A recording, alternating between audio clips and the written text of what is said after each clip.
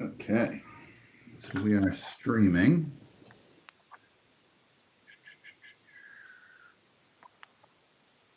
And it is 7:30.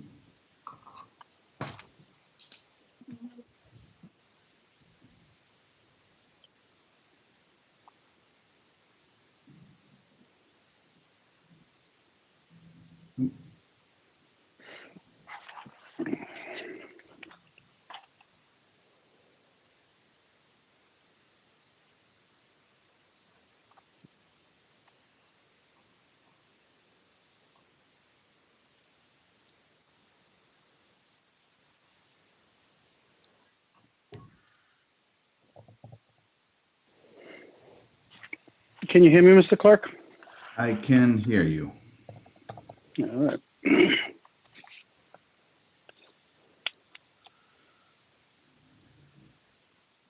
You ready, Mr. Chairman?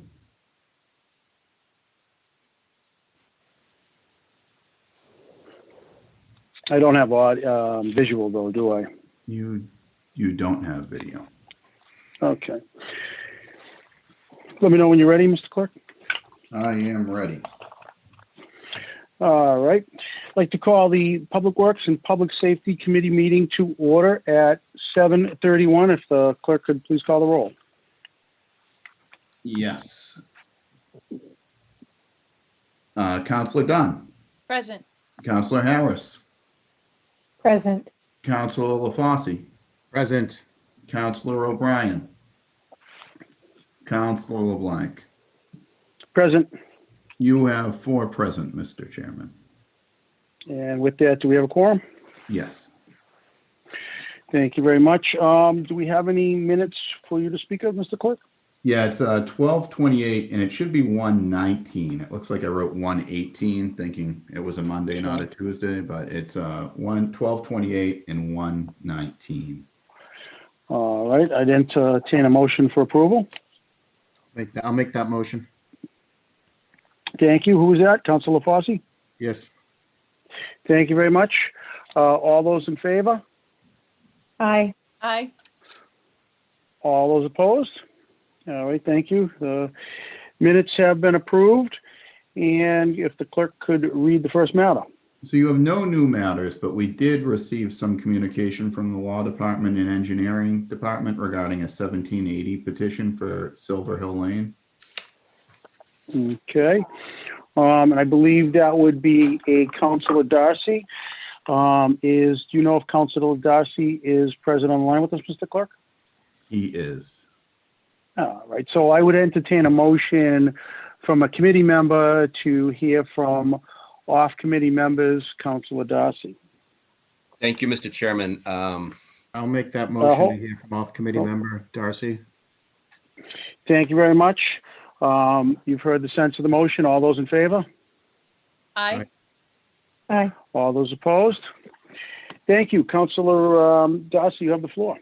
Thank you very much, Mr. Chairman. I'm happy to be in front of you this evening as we have learned that we finally have received more than 50% of the homeowners on Silver Hill Lane to sign the petition for the 17-80 resurfacing. If any of you have traveled on that roadway, you know how terrible the potholes are. So I can just tell you that the neighbors are very happy that this roadway will be resurfaced in the coming year. We received the confirmation from the law department that the title searches matched and that we were over the 50%. We also received the betterments, the estimated betterment from the engineering department, which were performed a few years ago. So that being said, I would hope that some member of your committee would approve the estimated betterments order so that this could go for a full vote next week in the city council. Thank you very much, Mr. Darcy. And if there's any questions Mr. Chairman? from committee members? Yes, Councilor Harris, you have the floor. Yes, I will make that motion to approve on behalf of Councilor Darcy, so that this can go to a full council, and other members can speak on that. Thank you. Wonderful. Is there any members of this committee wishing to speak on the motion? Hearing none. So you've heard a sense of the motion from Councilor Harris. So all those in favor? Mr. Chairman, I think we should probably do this final vote as just a roll call on all the final ones, I think. All right. That's fine, Mr. Clerk. If you think we should do a roll call, then if you could read the roll. Okay, Councilor Dunn, Yes. Councilor Harris, Yes, Councilor Fozzie, Yes. Councilor O'Brien. Okay, so you have, oh, and Chairman LeBlanc, do you wish to And the vote? chair. Yes, and the chair votes yes. Warren, You get to so declare the 4 vote. in favor. Excellent. Thank you much, Mr. Darcy, for coming in. I know you've been working hard on this, and that road's in tough shape, so best of luck moving forward. Thank you, Mr. Chairman, and thank the committee for their votes. Wonderful. Councilor Harris, would you wish to lay that matter back on the table, or is it discharged, Mr. Clerk? It's discharged. All right, perfect. No need to lay it back on the table. Thank you, Councilor Harris, for that. Is there any other matters we need to speak of? Mr. Chair, if I may, I'd like Yes. to take the matter dated 10/26/2020, the Good Neighbor Resolution, off the table. Councilor LaFosse would like to take the Good Neighbor Resolution off the table. All those in favor? Aye. All those opposed? The ayes have it. That matter is before us. Go right ahead, Councilor LaFosse. Yes, thank you. This was a resolution that was brought in by Councilor O'Brien. A couple of weeks back, he made reference that the constituent that had the issue with the light came back to him and said that the issue has been resolved. So I would like to be able to file that matter at this time. Wonderful. So you've all heard a sense of the motion on filing the Good Neighbor Resolution. All those in favor? aye. All those opposed? The ayes have it. With that, the matter has been filed and is no longer with us. Thank you very much for that, Councilor LaFosse. And I think, is Councilor Durkee here with us? Yes, if you would, I'd like to be recognized as an off-committee member by someone. I'll make that Sure. motion. Councilor Harris has Aye. made that motion. All those in favor? Aye. Aye. Aye. All those opposed? The ayes have it. Councilor Harris, if you could move, Councilor Durkee is here to speak on the Garden Crest resolution. If you would be so kind as to take that off the table. I move to take the Garden Crest resolution off the table. Wonderful. All those in favor? Aye. All those opposed? The ayes have it. Councilor Durkee, go ahead and speak on the Garden Crest resolution.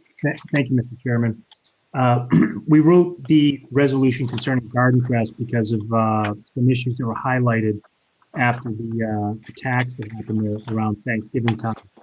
And we identified a number of issues, and I'd like to make a request to have the property manager from Garden Crest, Mr. Dan Gray, to have him come in, and I will write the request, and I'll ask the committee member to submit it for me.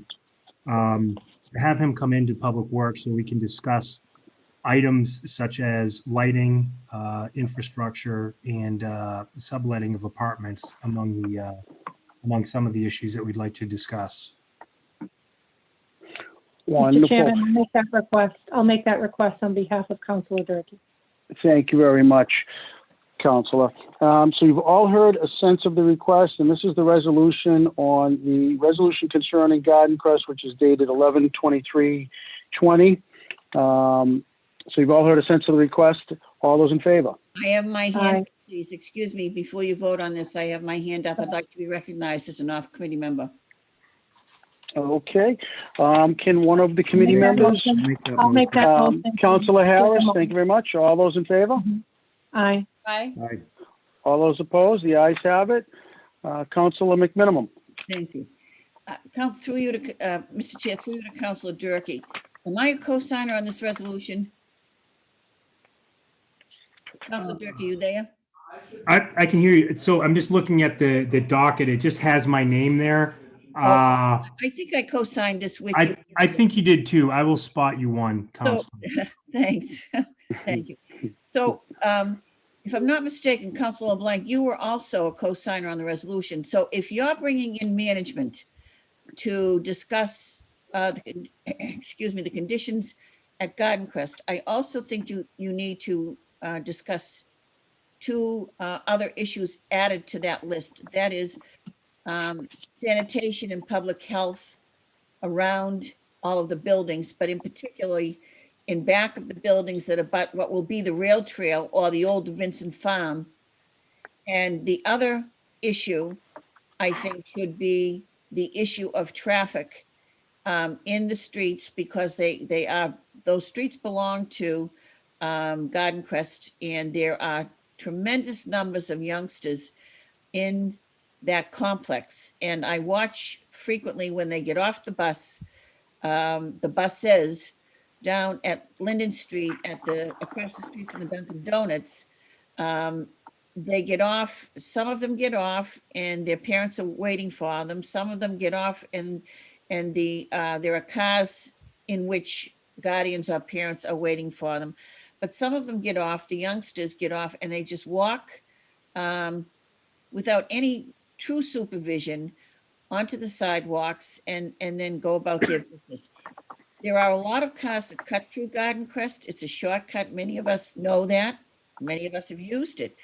But I think traffic is an issue in and around all of those buildings. So would you add those two to your list? Public sanitation of the environment, as well as traffic traffic patterns. Yes, absolutely. Complex. I will. Okay, and that we'll add that with Councilor Harris's request for Councilor Durkee. On that amended request for Madam Dean, Councilor McMiniman, I will support Councilor Durkee's request. Thank you. If he can forward that to me in writing, I'll forward it to the clerk of the committee. Thank you. Yeah, excellent. You've all heard a sense of the request, and thank Councilor McMinimum for the input. So you've all heard a sense of the request. All those in favor? Aye. Aye. All those opposed? The ayes have that. And is there any further speaking on this matter? With that, I'd entertain a motion Make a from motion Councilor to lay Harris. that back on- I make a motion to lay that matter back on the table. You've all heard a sense of the motion. All those in favor? Aye. Aye. All those opposed? The matter is back on the table. Mr. Clerk, do we have any other matters or any other business we need to discuss this evening? Nope. Mr. Chair? Yes. I'd like to take another matter off the table, please. Councilor Fossey, you have the floor. The matter dated in committee at 2/18/2020, private way, public way resolution. You've all heard a sense of the request. All those in favor? Aye. All those opposed? The ayes have it. Councilor Fossey, that matter is before us. Thank you, Mr. Chair. This kind of came to mind after a situation that was brought up to us last week in council where we just approved funding out of long-term debt for Kenmore Terrace, where it's a private way, but we're replacing water and sewer and then paving the road and bringing it up to city standards. So what I would like to do, I'd like to make a request, if possible, to the director of the CPW in regards to private way, public ways, to see if we can get a list of private ways that have been brought up to city standards. And I'll start like over the last 5 years and then be able to invite them into our next meeting to discuss. Here's a way of being able to convert those streets that we've actually used city funds for municipal work and brought them up to city standards to be able to convert them to public ways and get them, start to chip away at the 300 streets that we have that are private. Mhm. In order, would that free up Chapter 90 funds? I believe so, yes. Okay. So your request is to send over, just so I make sure I have a sense of the request properly, it's to send to the Director of Public Works a request for a list of streets in the past 5 years that have been paved and brought up to city standards. Correct. And you'll put that request in writing? I will. And then the second part of that is once he's gotten that list together, to be able to invite him into committee, and then be able to discuss the possibilities of taking those private ways and converting them to public and getting them off the register of a private way in the city. Excellent. Thank you for the clarification. So you've all On the heard a request? sense, oh, yes, I'm sorry On the about that. request? Any committee members that want to speak on it? Councilor Harris. On the request through you, Mr. Chair, to the maker of the request, when we say up to city standards, could we clarify that? Is that paving, water, sewer? Could we just clarify that so for the record? Yeah, I believe it should be the paving, water, sewer. I know last year there was a bunch of work that was also done in Ward 6 and Ward 1, where we got everything up to city standards. So yes, paving, water, sewer. Thank you very much. I will be supporting that. Thank you. Mr. Chair, Wonderful. I have a question. Yes, Through you. yes, to Councilor the- Dunn. Thank you, Mr. Chair. Through you to the requester of the motion on the table now. Does this also include the need for sidewalks or any ADA compliant city ordinances for public streets?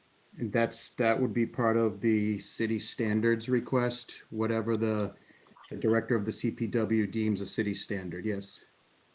Okay, and when you say sewer, you also mean storm drain or not? I mean, for the most part, the storm drains are all there. I know with like Kenmore Terrace, they're doing the sewer main for the houses, which is kind of an all encompassing. Okay, thank you. Thank you, Mr. Chair. Yes. If there's no further discussion on the matter, you've all heard a sense of the request. All those in favor? Aye. Okay, Those opposed? Hearing none, that is approved and will be sent to the clerk. And if you could get that to the clerk in writing, and he could get over to Director Chason. I will, and then I'll make a motion to lay that matter back on the table, please. Thank you very much. We all have a sense of motion. All those in favor? Aye. All those opposed? The matter's back on the table. Mr. Clerk, is there any other matters, or is there any other matters that any member would like to discuss? Hearing none, what is the wish of the committee? Motion to adjourn? Councilor Harris, motion to adjourn. All those in favor? Aye. All those opposed? We've adjourned at 7:48 PM, Mr. Clerk. Thank you, everybody, for your work. Thank you. Okay. I'm probably just gonna leave the stream up until we start at 8. So Okay. we are still live streaming.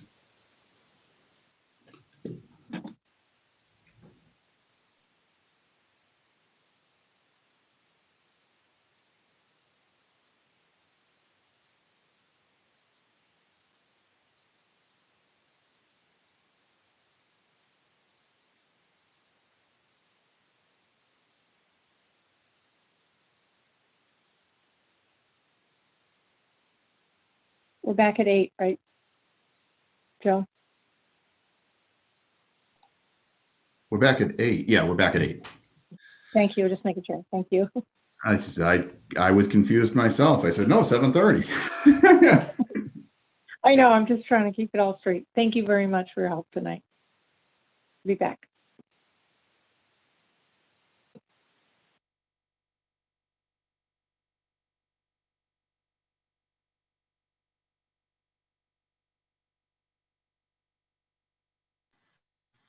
We could use some music between these meetings, get everybody energized.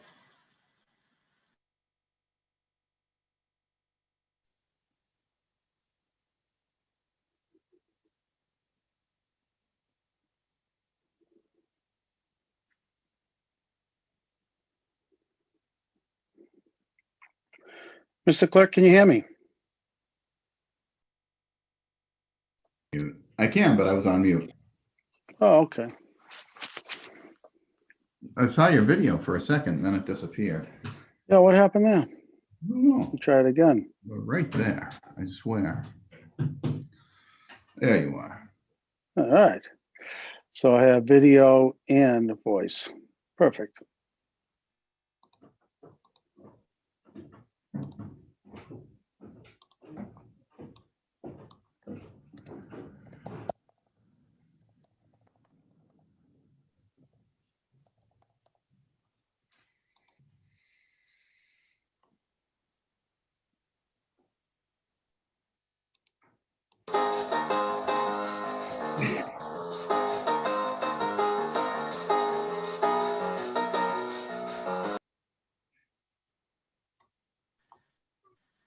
Maybe something of like this generation, like within the previous 20 years. That'd be cool. My kids still like Charlie Brown.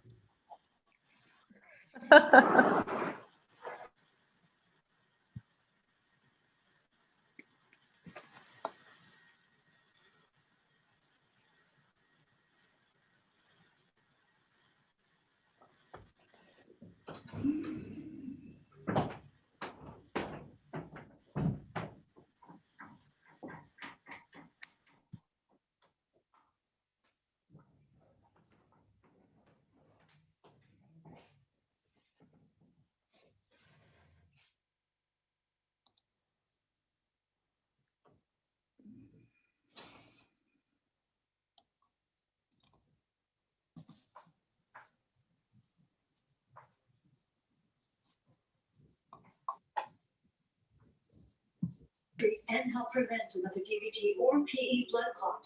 Almost 98% of patients on Eliquis didn't experience.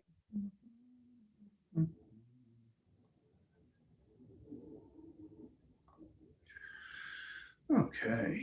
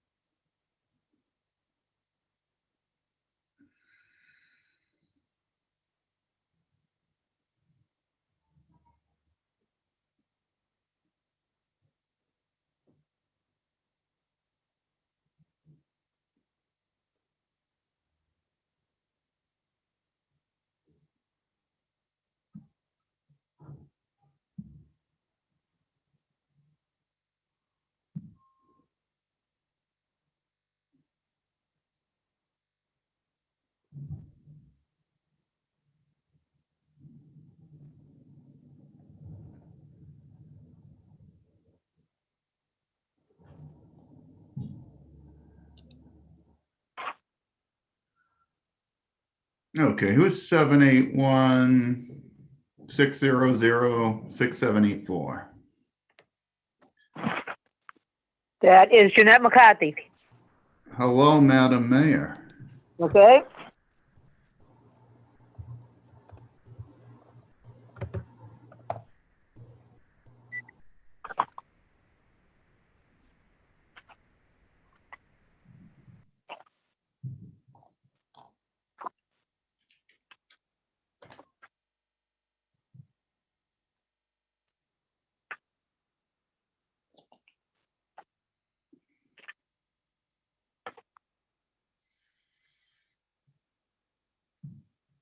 You putting me on mute, Joe? Yes, you're gonna have to hit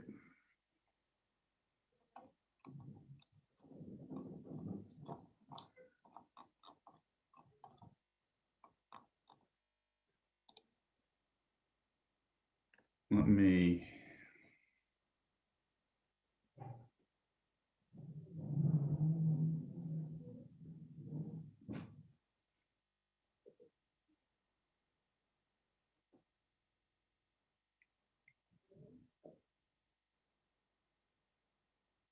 So Mayor, to mute and unmute on your phone, it's gonna be *6, just so you know, because I won't be able to unmute you. So when you want to talk, you're gonna have to hit *6.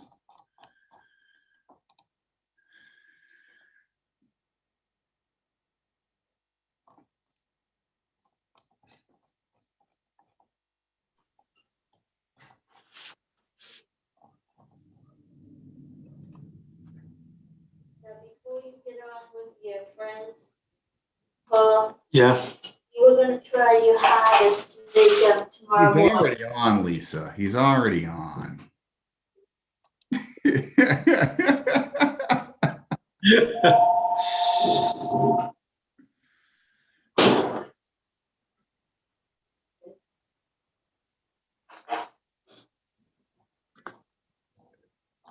Where are we? You missed Grayson, Paul. He was here for the earlier meeting. oh, was he? How's he doing? He's good. Everyone's good here. We miss him at hockey.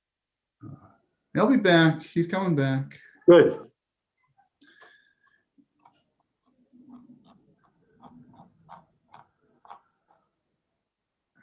Okay.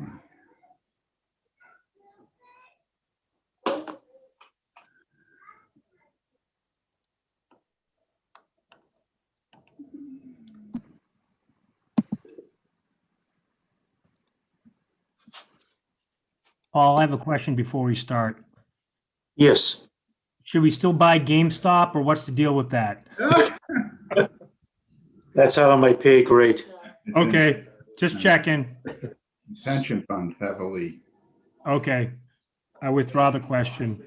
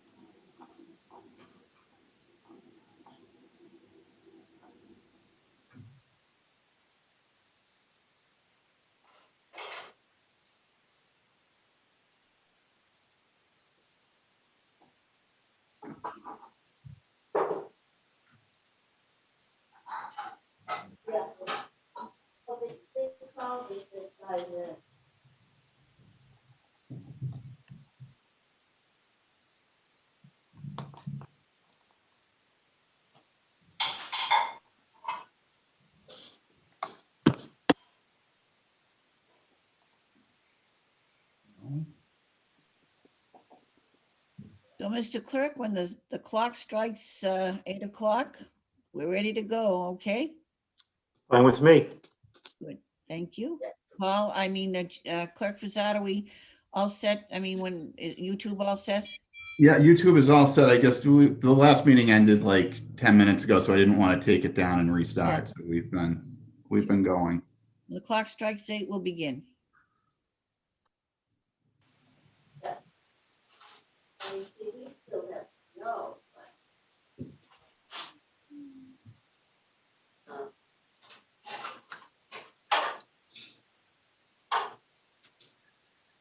Oh, do they? Well, what?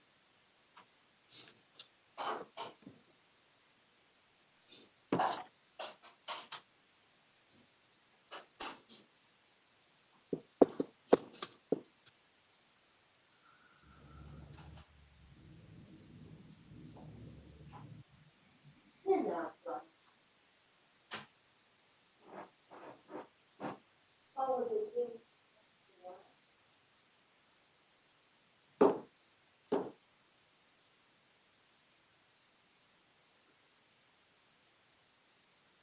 Just before we begin, I'll go through you, Clerk Vazad, to Mike Garvin. Mike, are the people that were invited from the MBTA and the consults, are they, do you see them all in here? Yes, Counselor, I do. I see Sandra Clary from McMahon, and then I see two people from the MBTA, Natasha Okay. Vance and Robert Guptill. Very good. All right, thanks very much.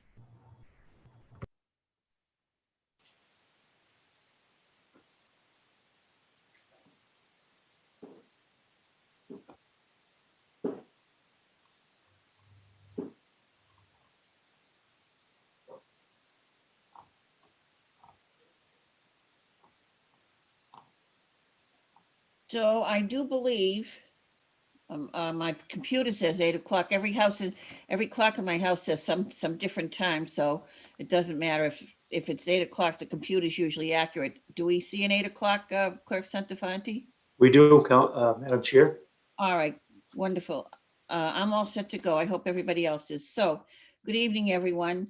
I call the Committee of the Whole of the Waltham City Council to order this evening, Monday, February 1, 2021, at 8 o'clock on a very, very snowy northeasterly storm evening here in Waltham.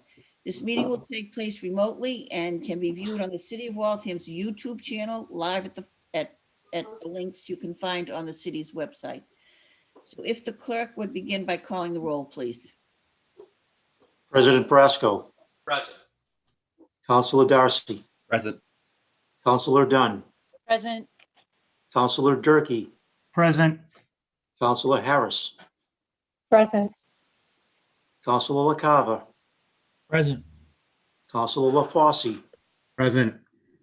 Councilor Blank. Present. Councilor Mackin. Present. Councilor McLaughlin. Present. Councilor O'Brien.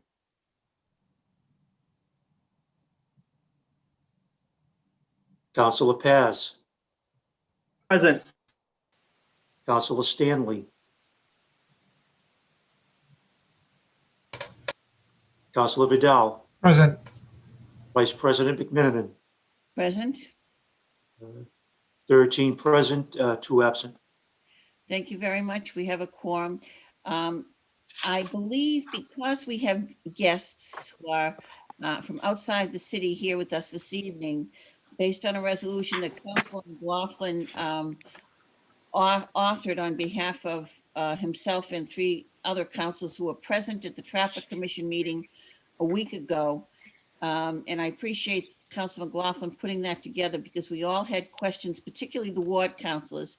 So based on that fact, and Mike Garvin, our traffic engineer, is here along with them to provide us with some information. I'm going to ask the clerk if he would take the 3rd item on our agenda, the resolution concerning the MBTA bus stop plan, off the table and read it, please. Sure. May I call Councilor O'Brien? Present.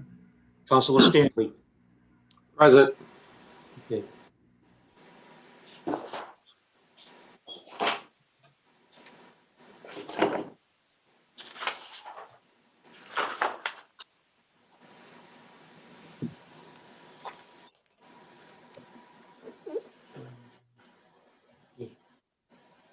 City Council resolution. Whereas on Thursday, January 21st, 2021, the MBTA presented to the Waltham Traffic Commission a plan effecting multiple bus stops in the city. And whereas this plan included recommendations to relocate certain bus stops, including stops on High Street, Lake Street, Main Street, and Beaver Street. And whereas additional recommendations were made to eliminate certain bus stops on Smith Street, Lincoln Street, and Lake Street. And whereas there were concerns raised at the meeting regarding notification, relocation sites, and the process of how eliminated stops were determined. Now therefore be it resolved, the Waltham City Council invite representatives from the MBTA, their traffic engineering firm, and the city traffic engineer into the Committee of the Whole to discuss these and any future recommendations. Respectfully submitted, Councilor McLaughlin, Vice President McMiniman, Councilor Dunn, Councilor Harris, Councilor Mackin, Councilor O'Brien, and Councilor Durkee.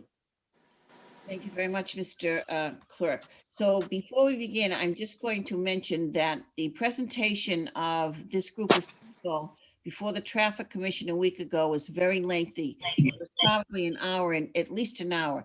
And we really, I don't think, need to rehash everything that was said and done at that meeting. What we need to do is get to an explanation of what is being proposed, why it's being proposed, and then any councils, particularly the ward councils who are affected by this, who have any questions of these people, I'll be glad to take your questions one at a time. So with that, if I might begin, Councilor McLaughlin, would you like to start this off, please?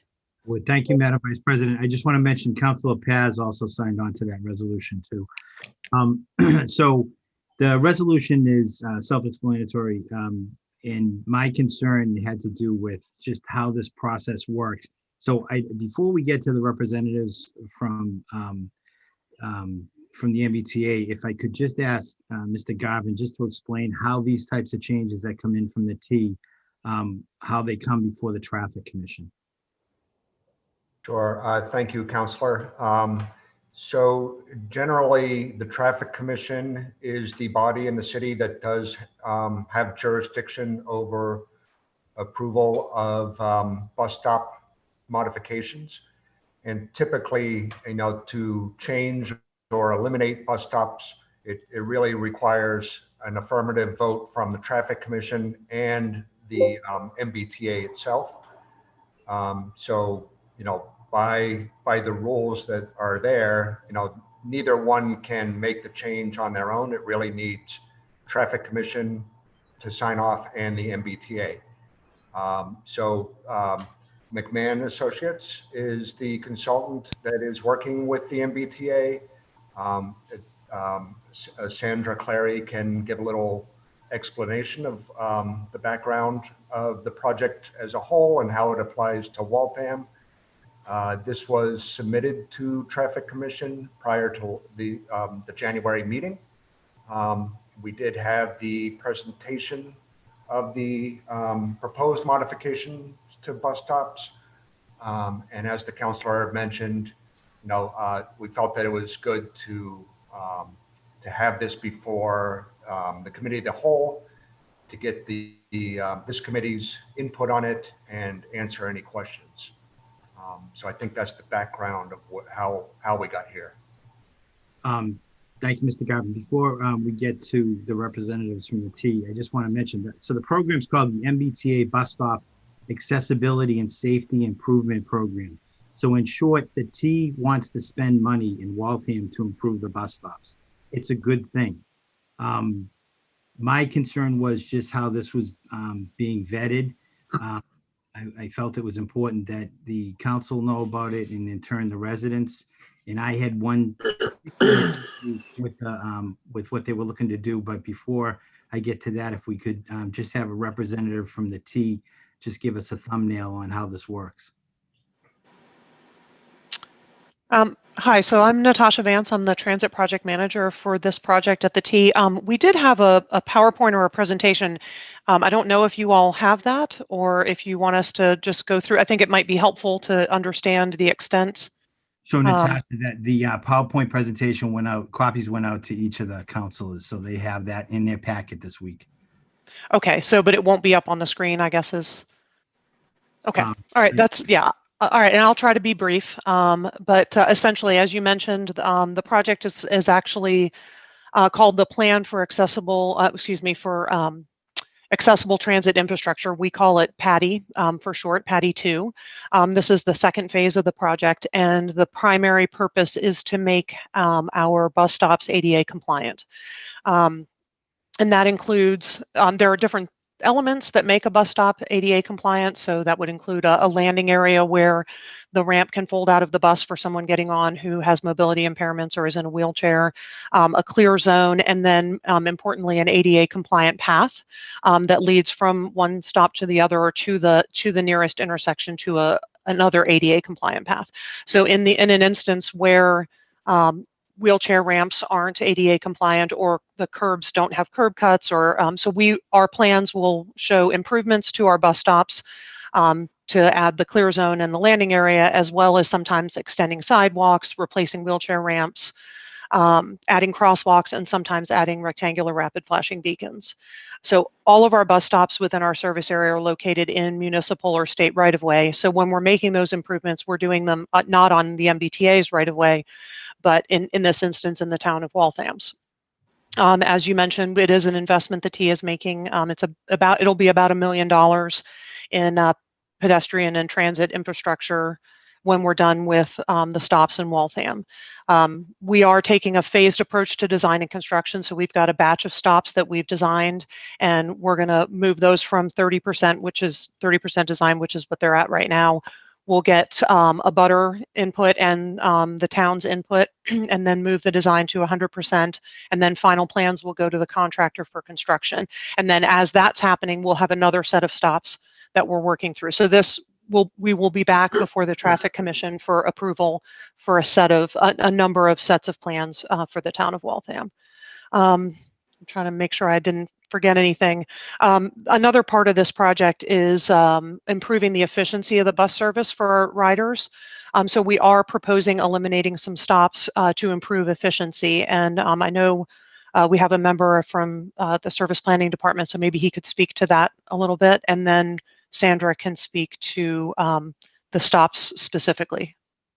And if anyone has any questions, of course, I'll be here to answer any. Sure. Good evening, everyone. My name is Robert Guptill. I am the Director of Service Planning at the MBTA. We're the department that looks at schedules and routings and bus stops. So as Natasha mentioned, one of the things that we look at whenever we're looking at a corridor and trying to improve accessibility is the location of those bus stops and how they meet and how they improve accessibility, how we can improve accessibility there, but also how we can improve operations. And by improving operations, what I typically mean there is by reducing variability. And fewer bus stops do mean that there is less variability. The bus is stopping less frequently. So that does help us out in terms of providing a more consistent schedule. The location of bus stops also matters in terms of accessibility. Putting a bus stop on the far side of a signalized intersection, for example, means that the bus is not caught in the red light like it is on a near side stop as often. So again, there's less variability. And obviously we can't do those things with every situation, curb cuts, intersection, how they're all established. But we look to improve operations as much as possible so that we can essentially operate more service. Thank you.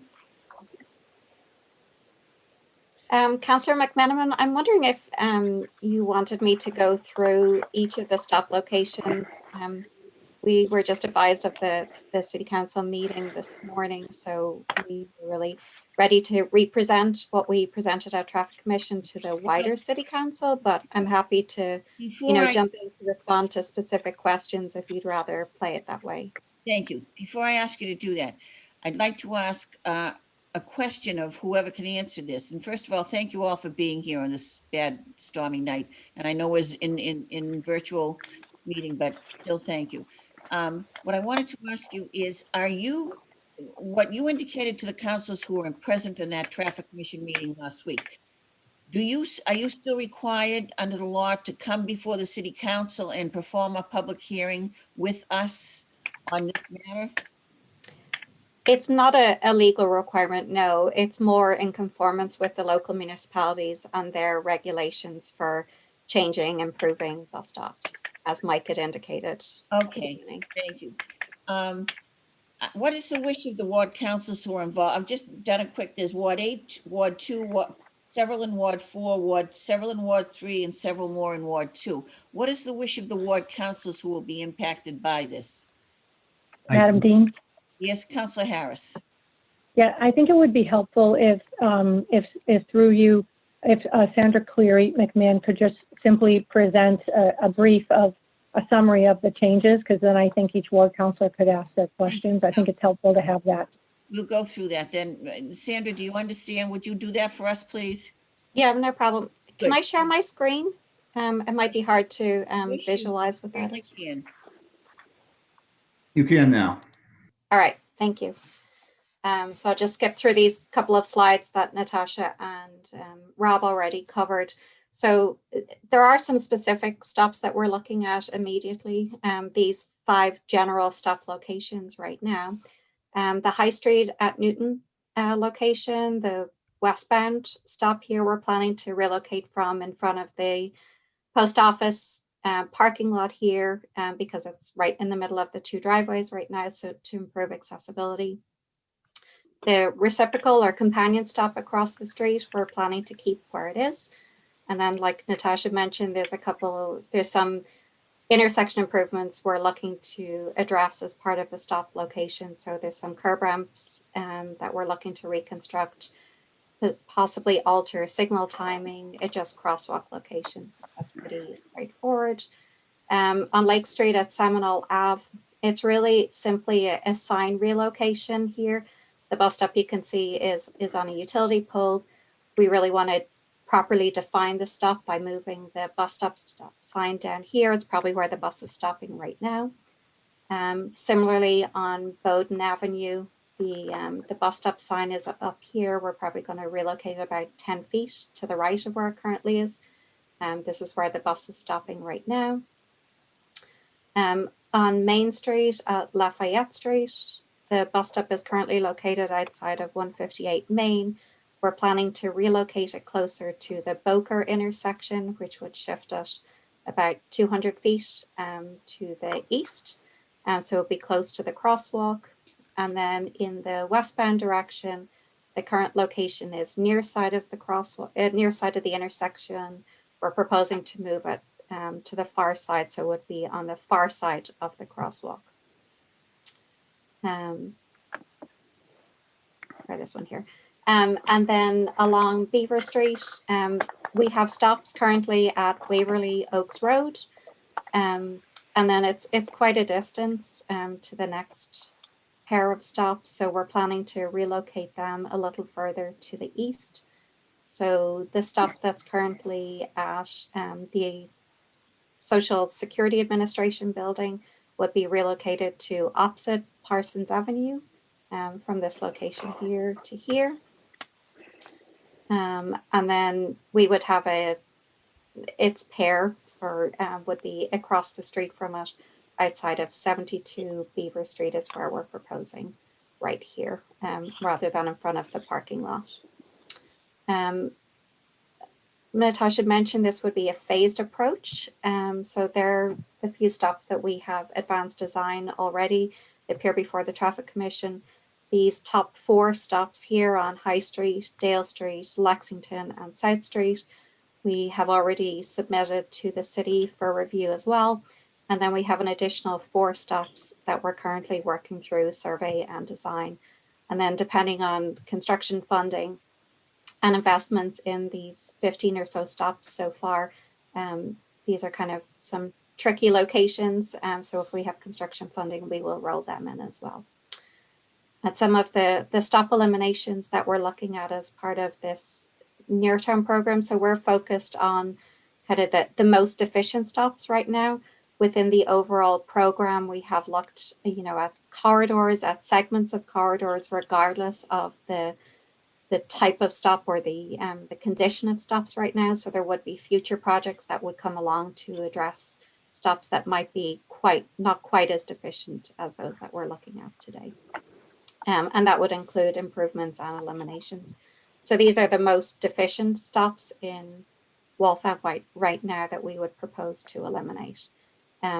So this is kind of an extract of what our stop optimization plan looks like, looking at each and every stop, looking at the ridership, the stop spacing, what the land uses are abutting and nearby to the stop, as well as looking pedestrian connections and whether or not it was located as a pair of stops.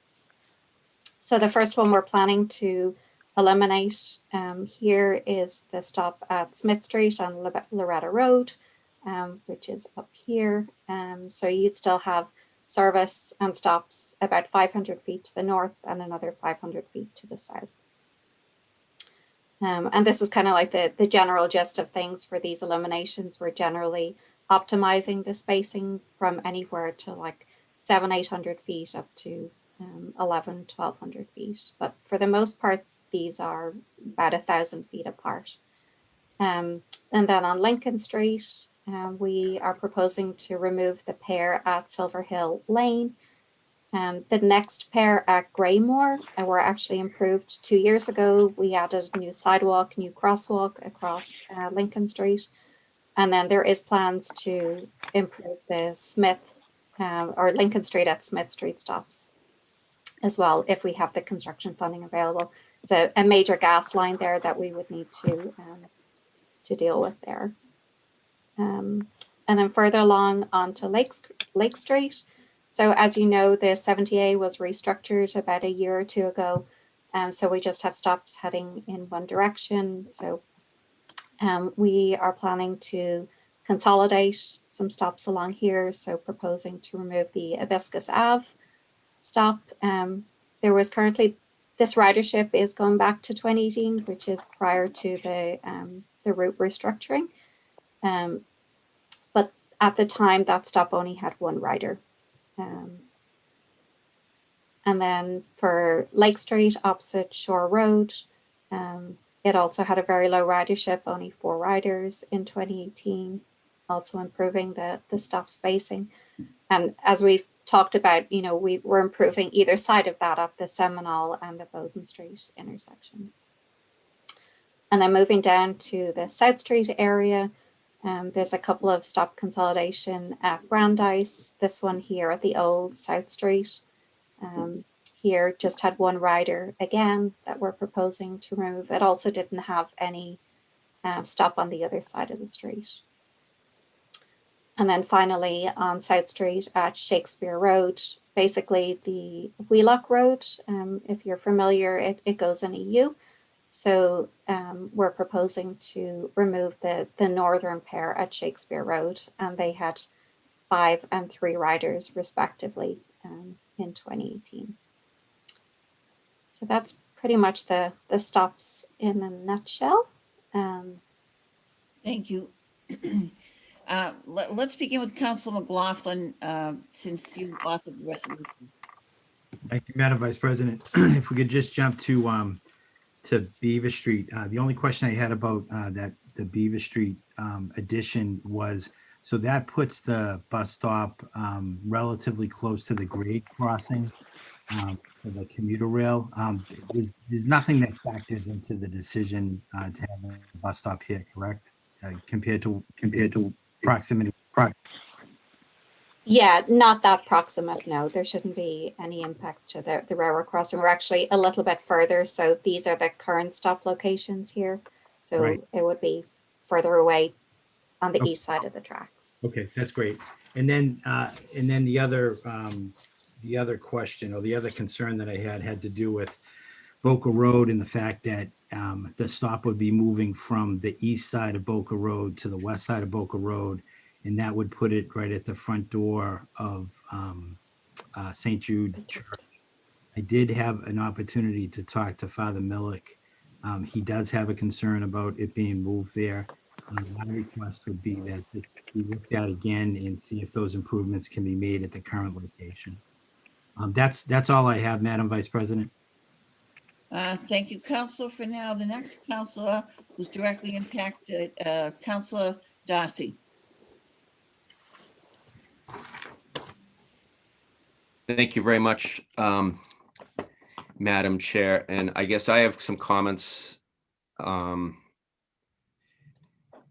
am very concerned and opposed to removing the 3 bus stops in North Waltham on the 61 MBTA bus. The 61 used to be the 70 bus. And Ward 3 is already the most underserved area of Waltham for public transportation. There are huge gaps along Trapella Road where there is absolutely no public transportation service from Lexington Street to the Belmont border.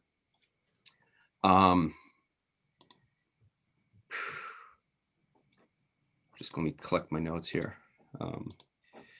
And now the MBTA wants to remove the few remaining stops that we currently do have in Ward 3.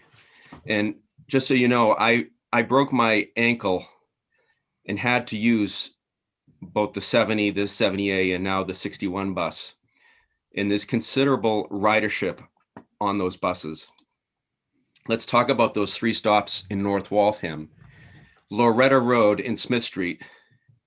Many of the lower income workers who work at the Waltham Crossing which is an assisted living facility on Smith Street, they use that stop to get to work. So there is a social justice issue here. And 500 feet is a long distance during the wintertime to walk to the next bus stop. Silver Hill Lane and Lincoln Street, on your documentation, there's 28 riders outbound. Silver Hill Lane is used by many of the nearby residents, the Casey Estates, and also the workers at the adjacent Hobbsbrook Office Park. Hibiscus in Lakeview is used by the dense Lakeview neighborhood, the Pizzy Farm Stand, and the large Kingsway apartment and condo complex. So it's my opinion that if you want to improve the accessibility, we should be increasing the number of bus stops, not eliminating them. That's my comments. Thank you, Madam Chair. Thank you, Councilor Darcy. Next on my list, the counselor from Ward 7, Councilor Mackin. Thank you. So there a couple of the eliminations on the 553 are what I wanted to ask about. And my first question related to that is, have you done any outreach to the campus at Brandeis University about the changes? We have not yet, no. Okay. Okay. It's reassuring that the ridership in that area is low, but if there is any utility for campus commuters or for their students, I think that would be useful as you continue with the planning with that. So I'd just like you to encourage you to do that. And I can facilitate that connection if it would be helpful. And then for the elimination of the stop that is in front of Shakespeare,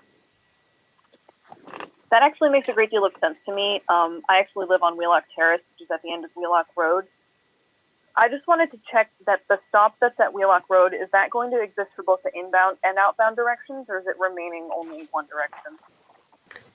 No, we're proposing to add a new stop at the elementary school. So you can kind of see the N here.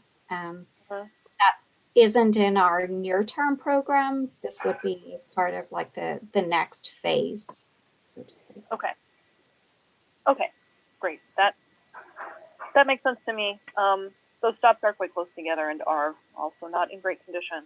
So I'm not going to speak out on favor of those unless I hear from some of my neighbors that they feel they're really important, which I have not yet to date. And then the Old South stop. Is it the one that is on? So there's Old South Street has 2 points of connection to South Street, 3 points of connection, and it looks like there's stops in the vicinity of all 3 of those. So I just wanted to see if we could zoom in. So it's, does that help? Yes, it does. Thank you. Yeah, it looks like there's a second stop that's quite close to that. And that stop is right on top of the hill, which I've always thought is kind of an unsafe place to have people disembarking and possibly trying to cross the street. Yeah, so we have the commuter rail bus stops here. Mm-hmm. We're proposing to remove the single ridership stop that's kind of in the middle here. And then we have already submitted a plan to improve the stop here and actually add an RFB, a rapid rectangular flashing beacon. At a new crosswalk, I believe it is, to connect the bus stop pair at this location. Okay, thank you. Do you have a timeline for that RFB then? It would be part of the design. So if everything goes to plan and gets approved, it would be a 2021 construction. Okay, that's great news. Thank you.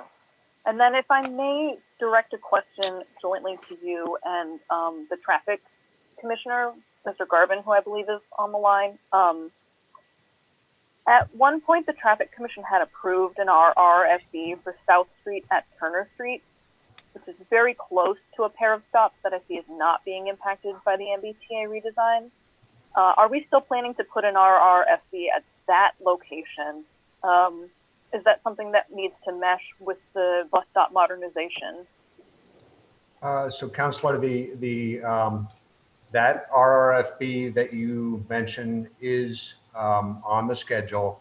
So we did have to wait for CPW to construct a wheelchair ramp last summer into fall. They did that. We revised the crosswalk. And then basically the season ran out before we were able to install that. So as soon as it warms up again, that's going to be on our list. So I'm coordinating with CPW and the wires department to get that done in the early spring, I hope. Okay, fantastic. Then that will be close to both the commuter rail and the existing bus stop. So hopefully that will also improve safety along that corridor. I have no further questions. Thank you both very much for your time tonight. Thank you, Councilor Mackin, and Darcy, could you lower your hands, please? My next counselor is Councilor O'Brien. Thank you, Madam Chair. My first question is there a process for reconsideration if there's a site or a stop that we find a lot of feedback from residents or constituents that don't want to change? Is there a way to have some type of like an appeal or a reconsideration? There is. I think Natasha or Rob can probably speak to that, but based on, feedback that we get, we kind of reassess, the planning and design and the implications of the change in decision making. But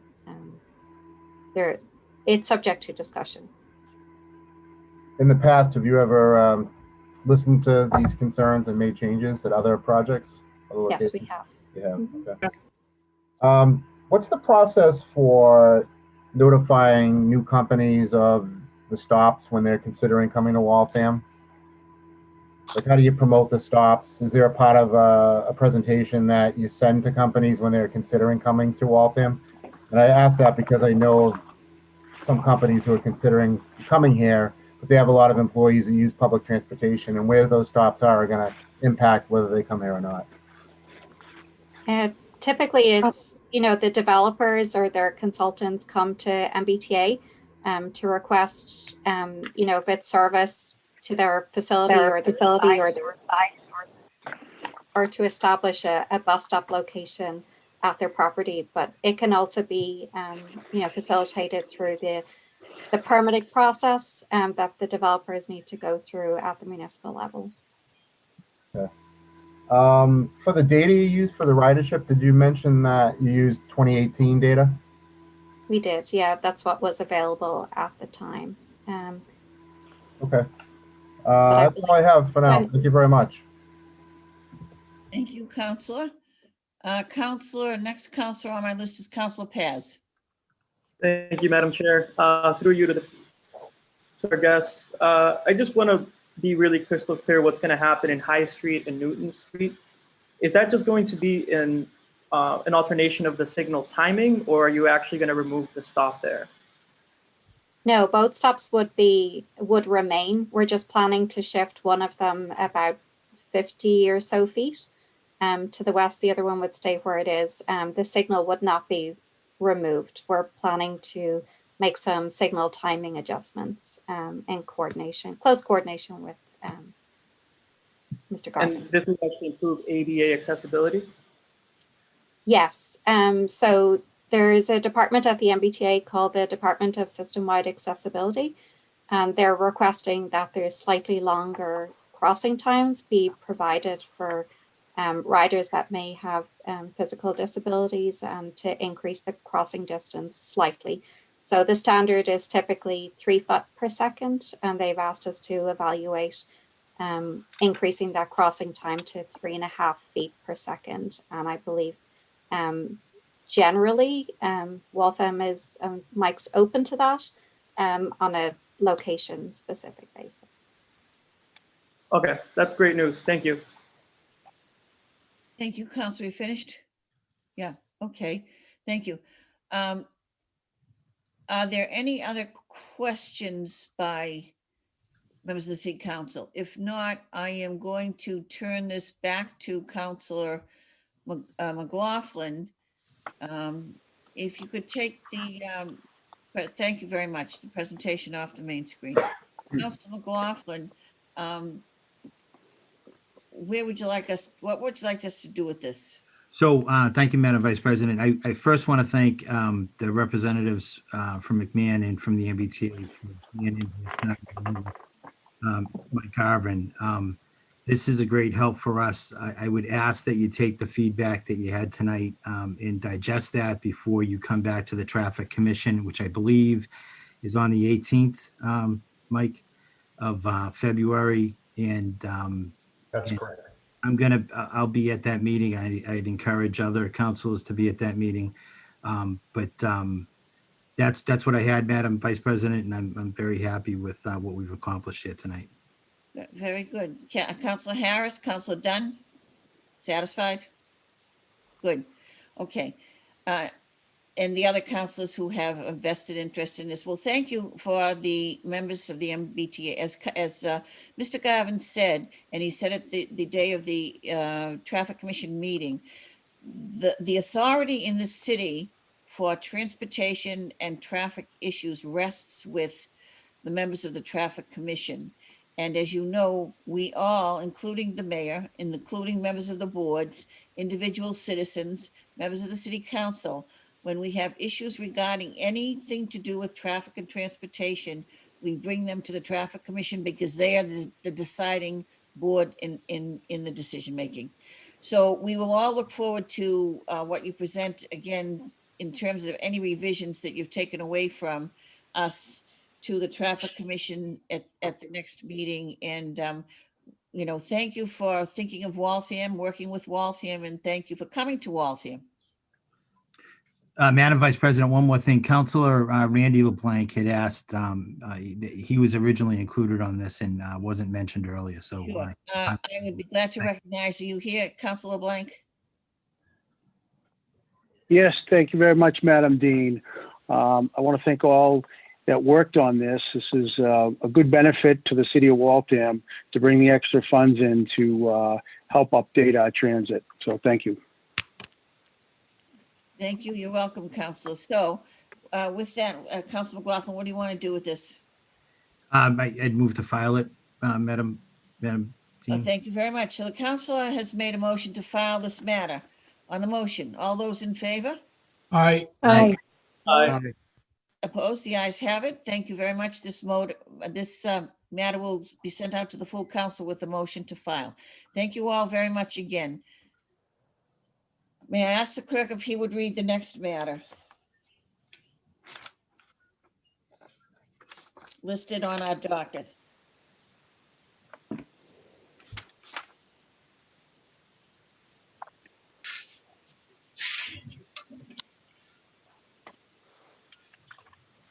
Mr. Clerk, are you there? Yes, a resolution to create affordable housing. Thank you very much. If I may just quickly, whereas the city is in need of affordable housing, whereas we have approved for stopgap measures to help subsidize rents, and whereas home ownership creates pride in our community, now therefore be it resolved that the city identify potential properties to purchase using community preservation money or affordable housing trust funding in order to place permanent deed restrictions on said properties as affordable housing, and then selling these units to qualifying families.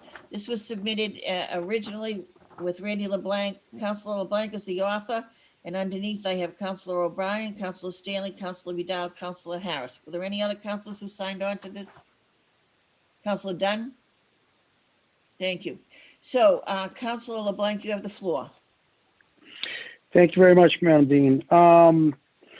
Basically, the resolution speaks for itself, and we've done some, we used CPC funds to subsidize some rents in the past.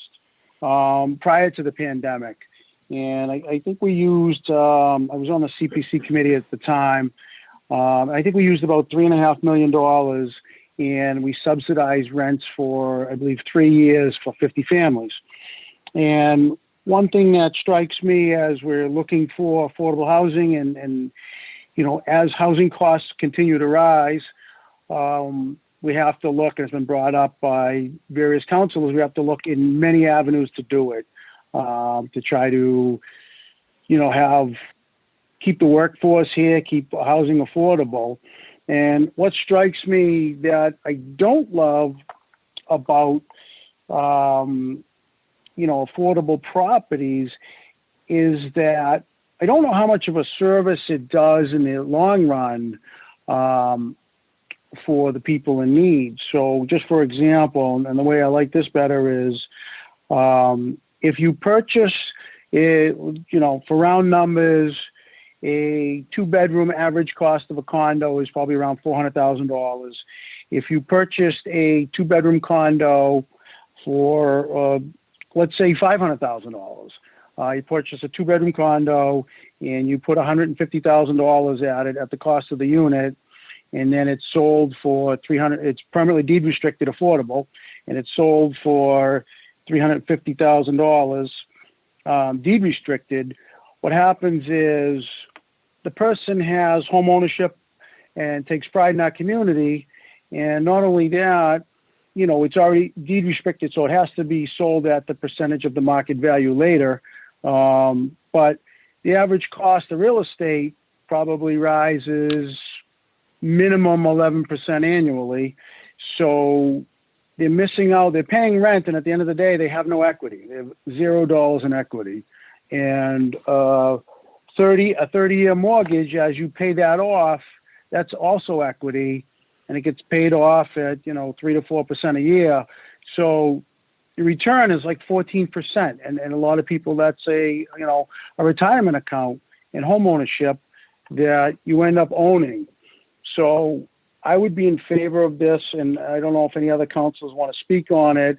And I would like to have maybe the director of the housing Waters in to speak if there's a way we could do this, because with that same $3.5 million that we subsidize rents for, we could, for $150,000 a unit, you could acquire 23 units permanently deed restricted. So it wouldn't have been a 3-year measure, it would be a permanent measure.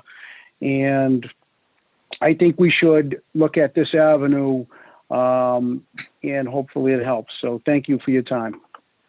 Thank you, Counselor. I have first Counselor Harris. Thank you, Madam Dean, and thank you for the maker of this resolution that was brought forward by the counselor from Linden Circle. I signed on to this early because I've been an affordable housing advocate before getting on the city council. I supported legislation to increase creation of affordable housing. I was one of the counselors that supported it with 5% at 50% median income. That's really huge for the city. There are multiple times that I've gone before Watch and spoken on affordable housing and helped try to write recommendations and things for people to be able to attain housing, and I stay very connected to this issue. One of the things that I think can't be lost on this committee, addressing affordable housing, no one person owns this issue. This impacts the entire city. And you need to have multi-faceted approaches to be able to address this. One is certainly rentals. The other, it's not being discussed right now, but we are, needing to provide rental assistance.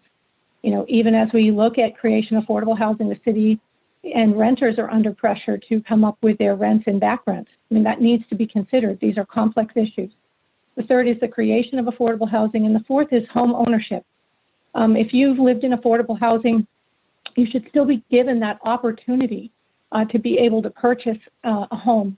And I know that Watch and some of the advocacy groups hold education sessions to teach people how to save and create budgets so that not they can just pay their rent, but that actually they can own a home someday and call it theirs.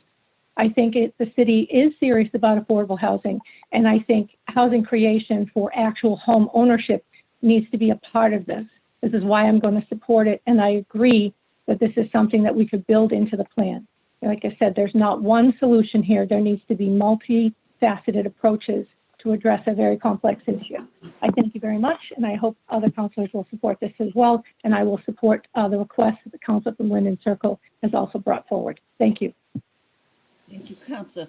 Councilor LeBlanc, you know, I'm asking you to put that request in written form and send it to the clerk as soon as you can tonight or tomorrow morning. Yes, Madam Dean, no problem. Thank you. Thank you. Is there anybody else who wishes to speak on this issue? And Councilor LeBlanc, who are you looking to bring in to discuss this with us?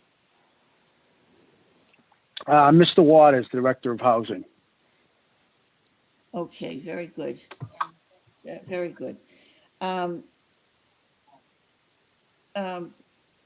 Just one second, please. 1 second.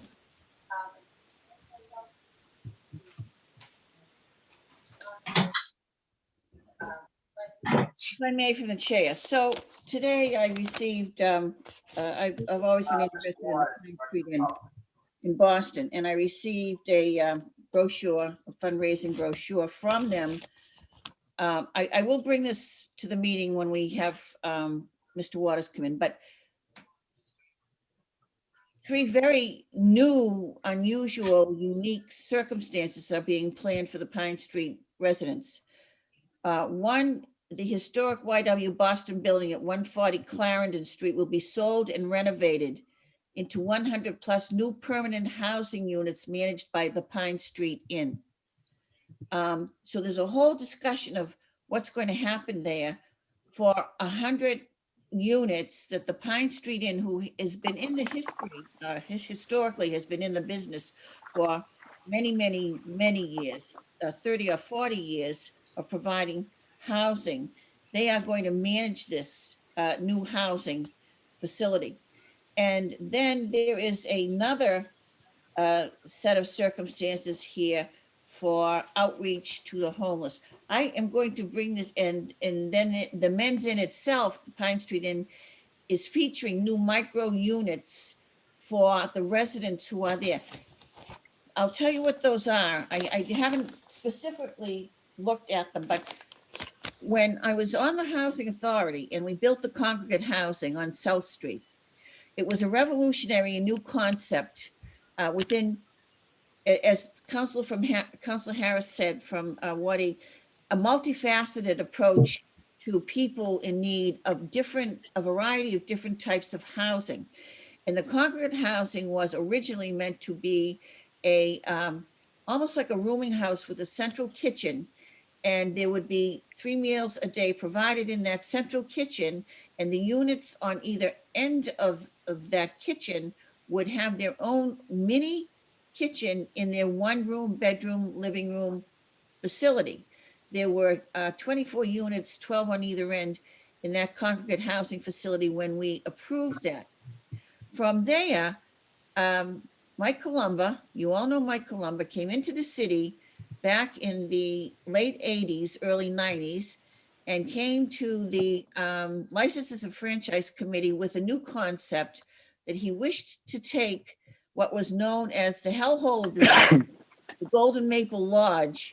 And anybody who knows what that was like knows what I'm talking about. On the corner of Adams and Maple Street, the 100 units of deplorable housing there. And he proposed something very unique, which we had just finished doing in the Housing Authority. So I knew the concept and I knew how it worked. Madam Chair, just point of information. Yes.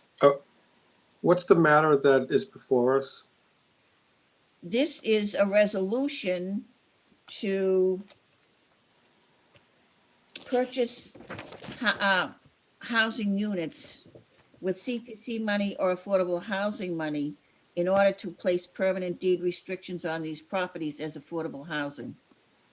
Okay, yeah, I was just a little confused because I appreciated the good information you were providing, but I didn't see how it related to the Councilor, thank you. matter before us. Thank you. I'll finish up then. Thank you very much. So anyway, each of those units became an affordable unit in and of itself. It was all self-contained. So that facility on Adams and Maple has 100 units of self-contained affordable rental units. And so those are three examples of new ways of looking at the problem of housing affordability and the type that we have. And with this resolution and exploration by the council and all councils involved, I believe that it should enlarge the present types of affordable housing that we have currently. Thank you very much for the ability to speak. Now, Councilor LeBlanc, what would you like to do with this resolution? I would like to make the request and then just table it to have Mr. Waters in at his next convenience to a meeting. We'll vote on that request first. All those in favor of the request of Councilor LeBlanc? Aye? Aye. Aye. Aye. Thank you. The ayes have it. You'll give that to the clerk in writing. Thank you very much. And then Councilor LeBlanc moves to table this resolution on the floor of the Committee of the Whole. All those in favor? Aye. Aye. Aye. Opposed? The ayes have it. Thank you very much. The clerk will read the next matter, the next new matter. A CPC recommendation for affordable housing units at the Waltham Armory at 34 Sharon Street. Thank you very much. Councilor Darcy, your hand is raised.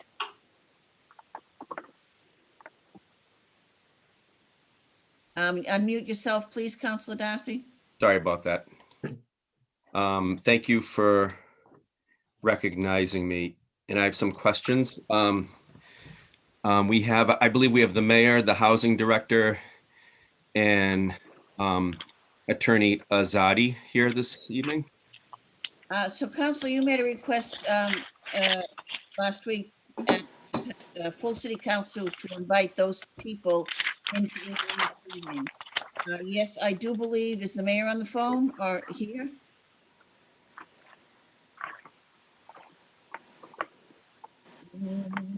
Well, anyhow, I make a motion to hear from all those three off-committee members. You all understand the sense of the motion. All those in favor? Aye. Aye. Aye. Opposed? The ayes. Aye. I see Aye. Mr. Waters and that's all I see. So Councilor Darcy, you have the floor. Mr. Waters is here. Thank you. Madam Chair, Take that back. Mayor Mr. Vazad knows that I'm here. I've been on since the beginning. Thank you. Jeanette McCarthy. So, okay, so now you know the mayor's here. Councilor Darcy, you have the floor. Thank you. So the first question I have is to the representative of the law department, and I did see Attorney Azadi on the call. Yes, I'm here.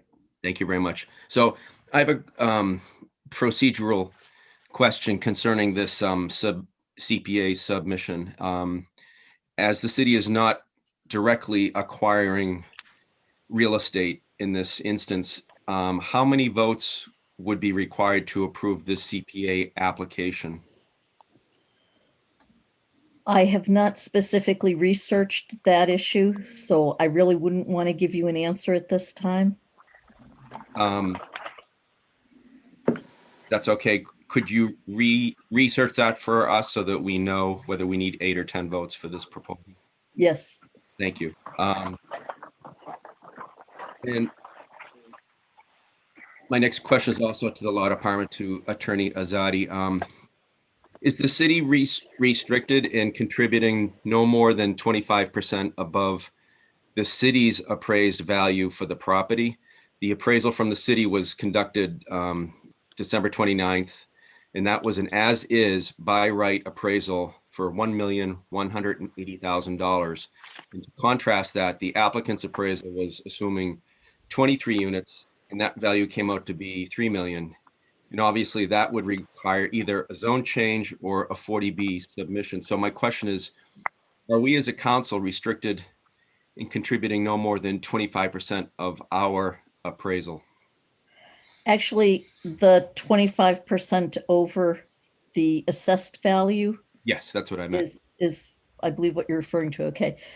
That's our charter provision. However, under chapter 44B, section 5, subsection F, there's a provision that specifically states that no real property or any interest therein shall be acquired by any city for a price exceeding the value of the property as determined by the city through procedures customarily accepted by the appraising profession as valid.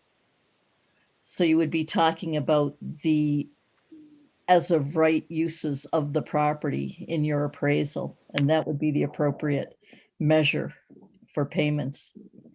So that's the 1.18 million. And are you saying that we could go 25% above that under our charter? No, I'm saying that normally for acquisition of interest in land, we would be able to proceed with the charter provision. But chapter 44B is a specific statute directed towards community preservation funds. And I believe we would be limited to the value under the appraisal. Okay. And the next question I have also to you is, for this application, is this a yes, no vote, or could we lower the $5 million based upon our appraisal? Again, that's not something I was asked to prepare for tonight. I can say with a certain certainty that you could not go above what the CPC had recommended. It may be permissible to go below, but I wouldn't want to say that definitively without researching it. Okay, if you could research that, that'd be great. And could the applicant modify their submission and go back before the CPC? I don't know if there's anything in the rules of the CPC that address that issue. Okay. But it is a possibility if the rules don't prohibit it. Great, thank you. And this is to the housing director, Mr. Waters. How many units of affordable housing are we still short of in meeting our 10% threshold under 40B? I believe once the current projects that have been, permitted will be about 100 units underneath. We're at about 9 points. We need about 100 more units. We're at like 9 point something when those are at certificate of occupancy. And do those include the 3 projects, the current 40B projects, the one on Pond Street? Yes, that's what I said. Once those 3 projects are permitted, we'll need about 100 more units. Got it. Okay, great. Thank you. And to the mayor, is it possible to provide the appraisal that the city conducted to the council? My communication dated January 2021 said it was not possible. To the city council, Okay, thank you. January 20th, 2020. Great. Thank you. So seeing as we had to cancel the site visit last week due to the lack of proper notice, I would move that the clerk of this committee schedule a site visit for the council to see the armory. And I would ask that the clerk ask the owners if the public can attend. And I would further make sure that this notice is properly advertised as a public meeting. And that's my motion, Madam Chair. On the motion. You all understand the sense of motion. On the motion, Council Stanley? Thank you, Madam Chair. Question for Attorney Azadi. Can the city council approve the CPC request with the condition that the petitioner obtains the proper zoning approvals necessary to build the 23 affordable units proposed? Without seeing exactly how it was proposed to be structured, I'm not sure I'd be ready to answer that tonight. I would note, however, that from the CPC application forms, there's required to be some form of ownership or purchase and sale, something indicating that there is an ability to acquire the property before you even get to the zoning issue. And I don't know that that has occurred yet. Right. I just remember, the years that I was chair of the long-term debt committee, which all the CPC matters would go there. We always insisted that the lot, and with your help, that the law department provided language that would ensure that the public tax dollars would be secured. In other words, if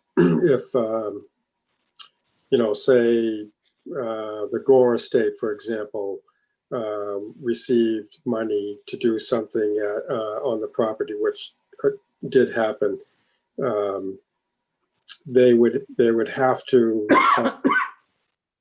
do everything they said they were going to do, or the city would be able to claw back the money. That is correct, Counselor. If everything else is in proper order and there is an agreement entered into, we have always had the agreement spell out all of the requirements of the use of the funds. Right. So with that said, I don't understand what the problem is, because if we want the petitioner to get the proper zoning first, I'm sure the council's not going to approve of that, because you can't give zoning for, we're not going to approve zoning for 23 units and then have the developer sell it off in the private sector to someone else that goes ahead and builds just 23 units without being affordable or what have you. So, both are required, the money through the CPC grant and approval of the council, and getting the zone change in order to make 23 affordable units. In the previous issue, it was said that, if we bought units or houses for $500,000, that, we could get 23 units. I forget exactly what was said, it was the same, but 23 times 500,000, if I understood it correctly, the analogy comes out to 11.5 million, which is roughly double of what's being asked here to provide for 23 affordable units. Sorry to interrupt you. However, the motion on the floor is to set the time up for a site view. Yes, you're right. Thank you for letting me ask my question. Thank you, Madam Dean. On the motion, you can certainly come back after we finish this motion, Council Stanley. On the motion to set a site view, Councilor Mackin, is your hand for the site view? Is that, you want to speak on the site view? No, thank you, Madam Dean. My hand was up previously to speak on the main matter after the I'll come motion. back to you then. Councilor Vidal, do you want to speak on the site view? Actually, I do things that you bring that up. And I did make the request when it was, thank you, when I was first, we were trying to schedule the site visit at the long-term debt committee. I made a request to the clerk to confirm that the property itself, it's safe for people to attend. As we remember, maybe about 3 to 5 years ago, there was a police officer following a case, an investigation, he fell right through the floor of that building. So I want to make sure if we are going to have a site visit in which a lot of members of this body are going to be there, along with the public, I want to make sure that the property is properly insured, and also that our building inspector okays us to be at the property without any sort of harm to the members of this body. Thank you very much. Thank you, Councilor, for your points. So we have a motion on the floor. Councilor Darcy, would you repeat your motion, please, again? Yes, I will. Hold on. I got to bring up my notes here. that we schedule, that the clerk schedule a site visit to the Armory, and that the clerk ask the owners if the public can attend, and also to invite the mayor, the housing director, and police to make sure that the public meeting is properly advertised. That's my read. I have a question for you, Councilor Darcy. When you say the owners, do you mean Metro West and that group of people? No, I think we need permission from the owner of the property to step on their land, but also Metro West is more. Which indicates that Metro West does not have the ownership in their possession. Correct. So Metro West or the clerk is going to have to call the owner to see if we can visit the site to look at the building. You all understand the sense of the motion? On the motion, all those in favor? Aye. Aye. Opposed? The ayes have it. Thank you, Madam Chair. You're welcome, Councilor. Councilor Mackin, I have you next on my list. Thank you very much. I will just lower my hand to avoid any confusion in the future. So I appreciate that we have some members of the law department who took time to come in with us tonight. When this matter was still in front of the long-term debt committee, I started doing a little bit of research about the number of votes that would be needed to approve this matter, and got a little bit confused because the law and the guidance, I'm not a lawyer, so I was just sort of doing the best I could to understand it. And I ended up initiating the process to request support from the Division of Local Services from the Massachusetts Department of Revenue before we had the motion to move this to Committee of the Whole and to bring in our law department.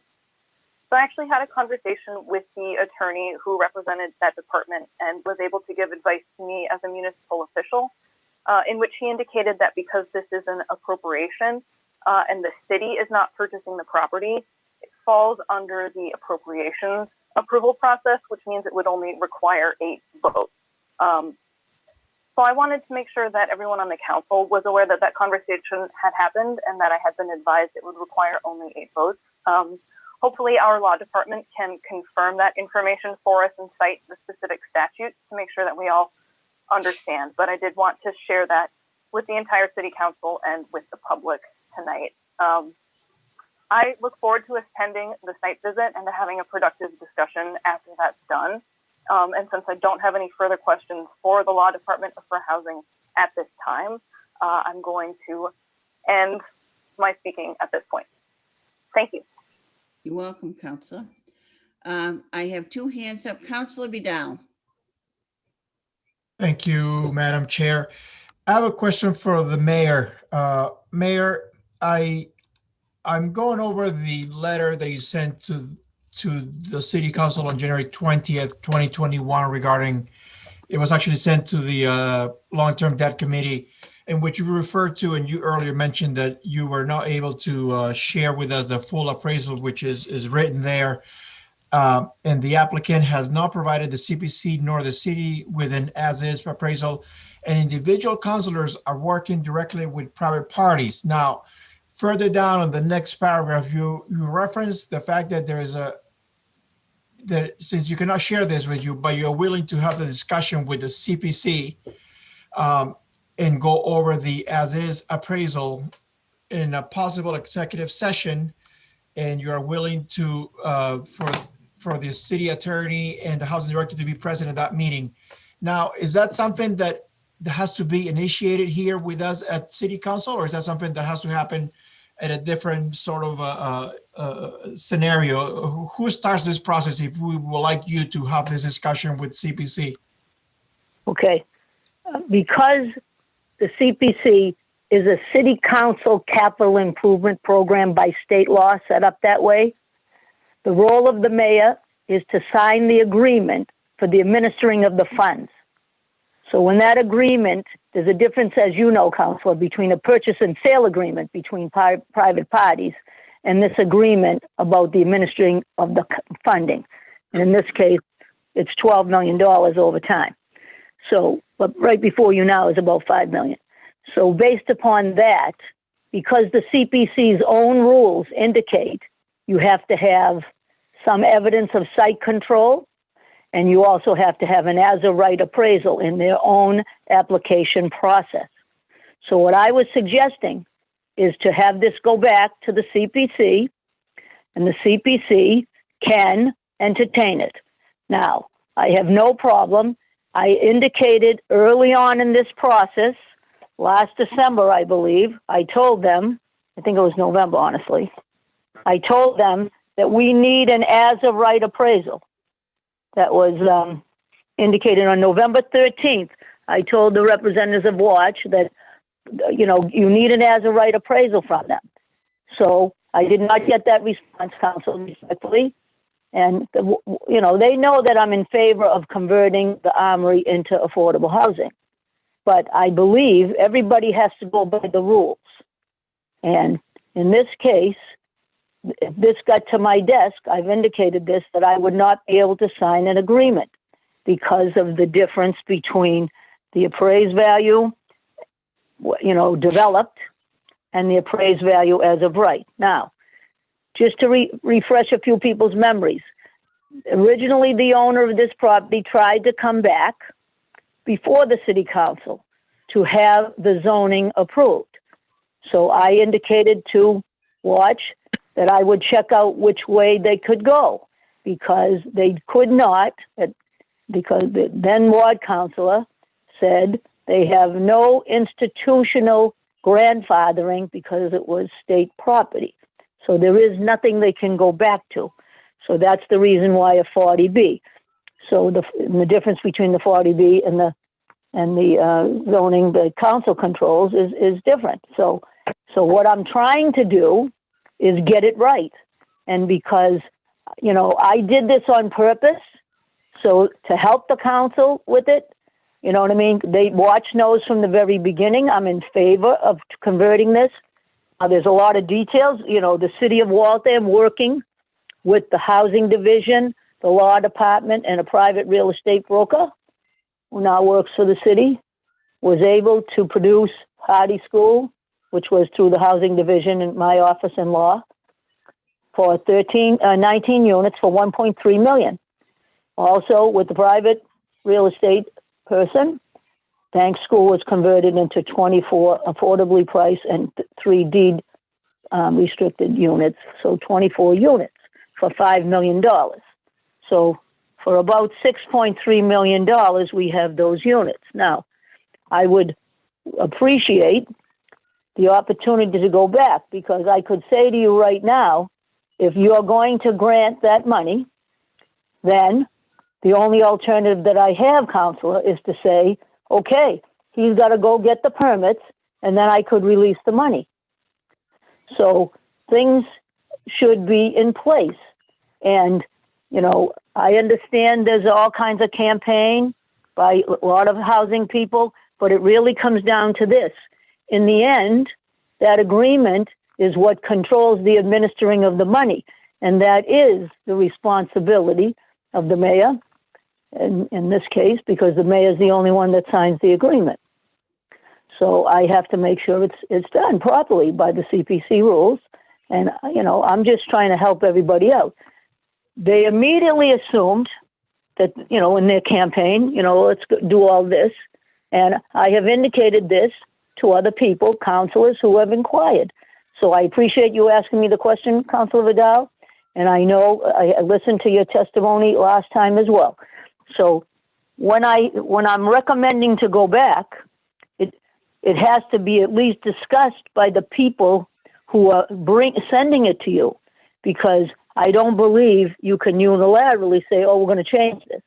So I am recommending that both the petitioner here tonight and the CPC join and say, go back, get the purchase and sale or whatever it is, and get the appraisal as of right, because that is required under the CPC rules. Now, What they do afterwards with that can be discussed, but I cannot give my comps because you know, as a professional in that field, the comps are what is in the negotiation. And I, at this point, because this is all out there, you know what I mean, with advocacy more than I have to go by the rules. And I have indicated this not only to Watch, I have indicated it to counselors as well, including the chairman of the long-term debt, as to why I couldn't do it. And I'm trying to prevent it being dead on arrival when it gets to me. These matters have got to be fixed. And when you don't even have a purchase and sale agreement and you don't even have the owner, even when you do a zoning, you have to have some evidence. I remember specifically Councilor Curtin getting up at the hospital matter when they didn't have any evidence of site control. So you have to have something in writing. Real estate requires written agreements, not what's going to happen later. So I appreciate the opportunity to speak. Thank you, Madam Mayor. I still have the floor. Thank you. All right. So thank you for the clarification. And I do agree with you that since there's a procedure that we need to follow here, and I think you explained it very clearly in your letter from January 20th, as we have more information here. And I understand the reason why you're not able to share that appraisal with us, with this body, and for what, I think that's, it's unfortunate, but at the same time, I do realize that going back to the CPC is a step in the right direction to get this project hopefully on its way.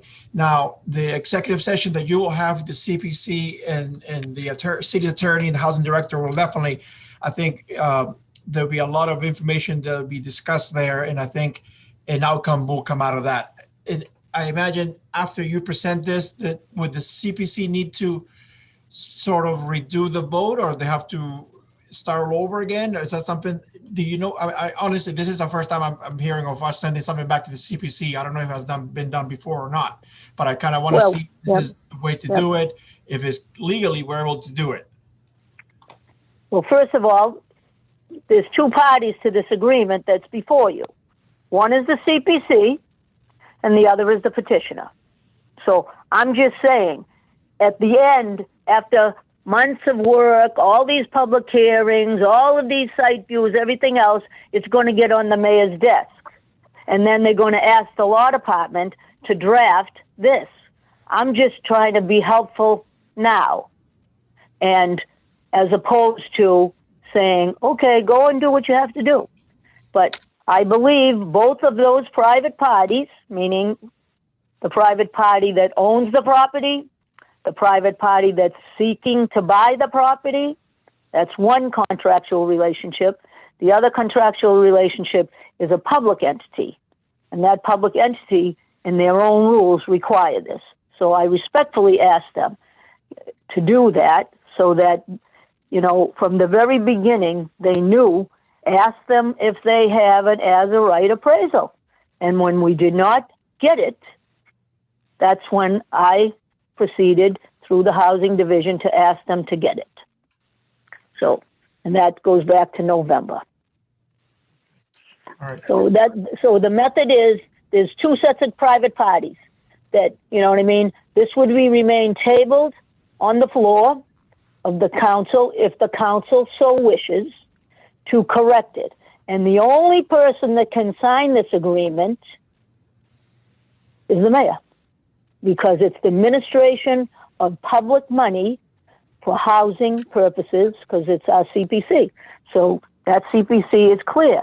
So when this money was accepted, although mayor has nothing to say about what the council votes for with regard to this capital improvement program for open space and recreation, historic and housing, as mayor, or whoever the mayor will be in the future or in the past, it still comes down to the mayor has to execute the agreement saying which department will be supervising the job, which city department or not, and which department will be administering the funds.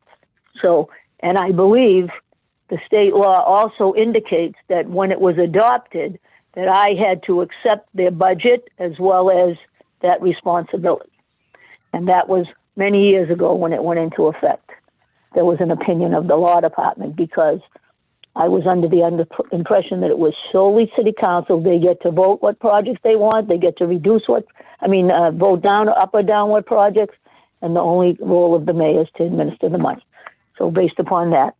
But I will say this, Councilor, I would like to have a discussion about the figures as well. And I'm not sitting here saying because I need to have more information about that. But at this stage, it's about the fact that they got to go back to CPC just to ask them to go by those CPC application. It's right in the application. You can read it. Okay? Okay. Thank you very much. Madam Chair, so based on what we just learned from the mayor, do we have the option to ask the mayor to meet with the folks from the CPC and go over this appraisal and the latest things that she has found out and kind of procedurally go correctly about this particular application? Do we have that power to do that? This is uncharted territory for all of us, but I will say this. I do not see how we can table a matter and then another board who has reviewed this matter before we received it and sent it to us with their recommendation, how we can table this matter and send it back without, I don't know how we can table it on the floor. I think Councilor, I would just like to say this. Right now, you have before you an appropriation request.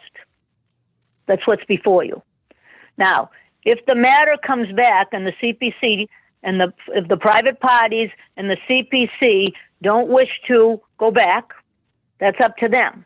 But I will say to you that once you vote, and that comes to me for an agreement, because after your vote, in the old days, the law department used to do the agreements ahead of time.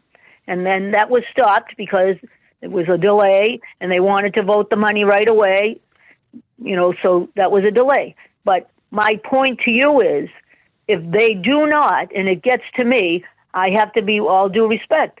There's no way I can sign an agreement because it doesn't comply with the rules of the CPC or state law.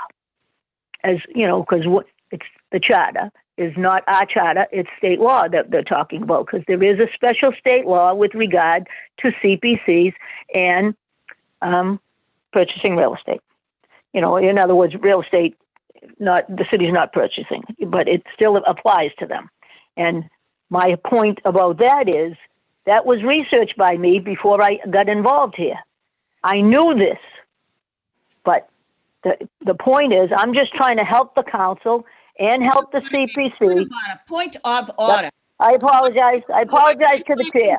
I'm glad you knew it, but the rest of the city council didn't know it. This due diligence should have been done long before it ever got to the city council. Councilor Vidal, you still have the floor.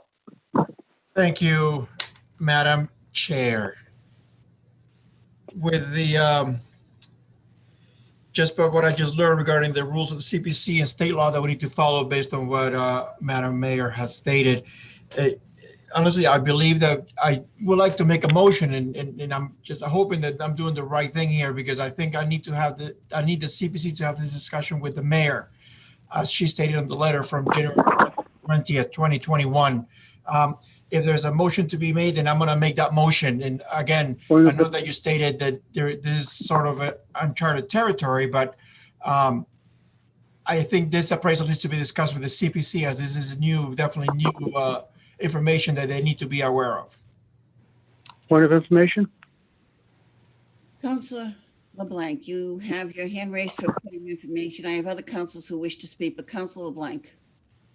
Thank you very much, Madam Dean. And maybe the mayor could weigh in on this. Does the city council have an option to take a vote to send this back to the CPC committee, or is our only action to take a vote and vote this down in the city council, which is probably not a very happy topic for us that we don't want to do, but is our option to vote this down so then it can go back to the committee? Or can we just request that it gets back to the CPC committee? Okay. The answer to that question, I believe, is it has to come to me. The issue that Pat Azadi, I think Attorney Azadi knows what I'm required to do. But I don't know if she researched the other question. Could I just ask you to ask her that, Counselor, please? Through me to Attorney Azadi, did you hear Counselor LeBlanc's question? If you could just repeat it for me, please. Repeat it, Counselor. As far as our course of action goes, I see three options here, and one would be we voted to go back to the CPC committee. Two would be we voted no, and does that go back to the CPC committee? Or three is we voted yes, and the mayor vetoes it, and it goes back to the CPC committee. What is the recommended cause of action for us to get this back to the CPC committee for further review of the evaluation to get all our ducks in a row? I have not researched that specific question. I would note, though, that when I was handling CPC matters probably 10 years ago, the CPC, when there was a defect in a matter that had been brought to the council, would itself request that the matter go back to the CPC for correction. And I believe that those matters were left on the table in the council, but I can't say that for sure. Thank you very much. I'll yield the floor. Does Councilor Vidal still have the floor? Yes, I do. Yes, I do. He does. Okay, thank you. Thank you. So then I have another set of questions for Attorney Azadi then, through you, Madam Chair, to the attorney. This sort of research that you need to do on the three different scenarios that Councilor LeBlanc has stated, is that something that could be done fairly quickly, or is it something that you need to check in different sources to kind of find out where we can go with this? Because if that being said, we can definitely table this now and wait for you to get back to us with some information and see how we're going to go about it. The last thing I want to do is send this over to the mayor and she will veto it. The whole momentum that we had would have disappeared. That's not what I want. So, Attorney Azadi, what can we do here in order for you to find out what we can do as a body, or is the CPC need to send us a letter saying, hey, get that back to me. I need to work on this a bit more. How does this work from here then? Well, again, the easiest way would be to have the CPC ask to reconsider its recommendation. Then it could get the documentation that it needs to have and should have had before it submitted the recommendation to the council. Understood. Okay.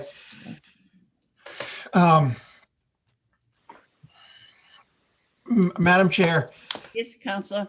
So if we want the CPC to look at this one more time, right? Should we send them a notice or a request saying, hey, do you want to take a look at this before we do something with it? Or should we just wait for the CPC to reach out to us?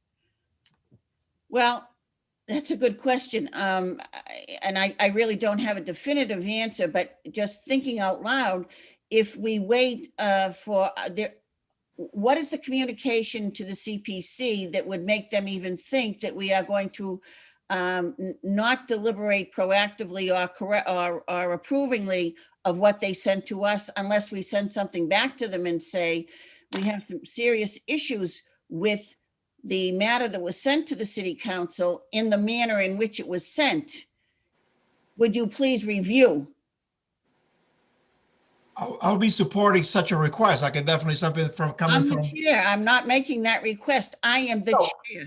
Right. No, what I'm saying, I could make that request. Yes. And I hope to get support from my colleagues here to send this request to CPC so they can turn around and send us a request to get this back to them. Does that make sense? I can definitely make it a first time. Okay. So I'll make a motion to send a letter or communication to the CPC for them to be aware of that we're asking them to let me see how I'm gonna word this. Hold on one second. So we're gonna be requesting from the CPC to look into this application one more time with the information that we have recently received from the mayor. Is that? That's right. For them to review the recommendation they had regarding the matter of the armory, for them to review that recommendation and if necessary, revise or amend it. Necessary, revise or amended. All right, so that's the motion, correct? So they'll do the motion, okay. So On the motion, on the motion, the first person who has not spoken is Councilor Paz. You have the floor. Thank you. I just would like to state, this is all under the underlying assumption that the proposal before us did not make an as-is appraisal to the very project at hand. Since we have very limited information from the mayor's appraisal, we're operating under the fact that they didn't abide by, let's say, 2020 standards of the United Standards of Professional Appraisal Practice. They did.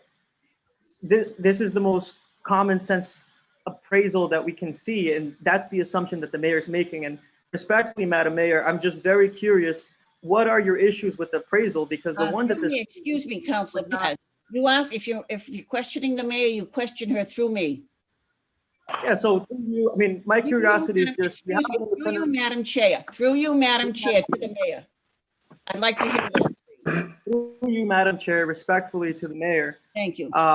If you can elaborate at least to your concern about the appraisal that the CPC reviewed and approved in their deliberation, because the one you provided respectfully had the wrong number of units and basically just increased the appraised value by $40,000 that was assessed in 2014.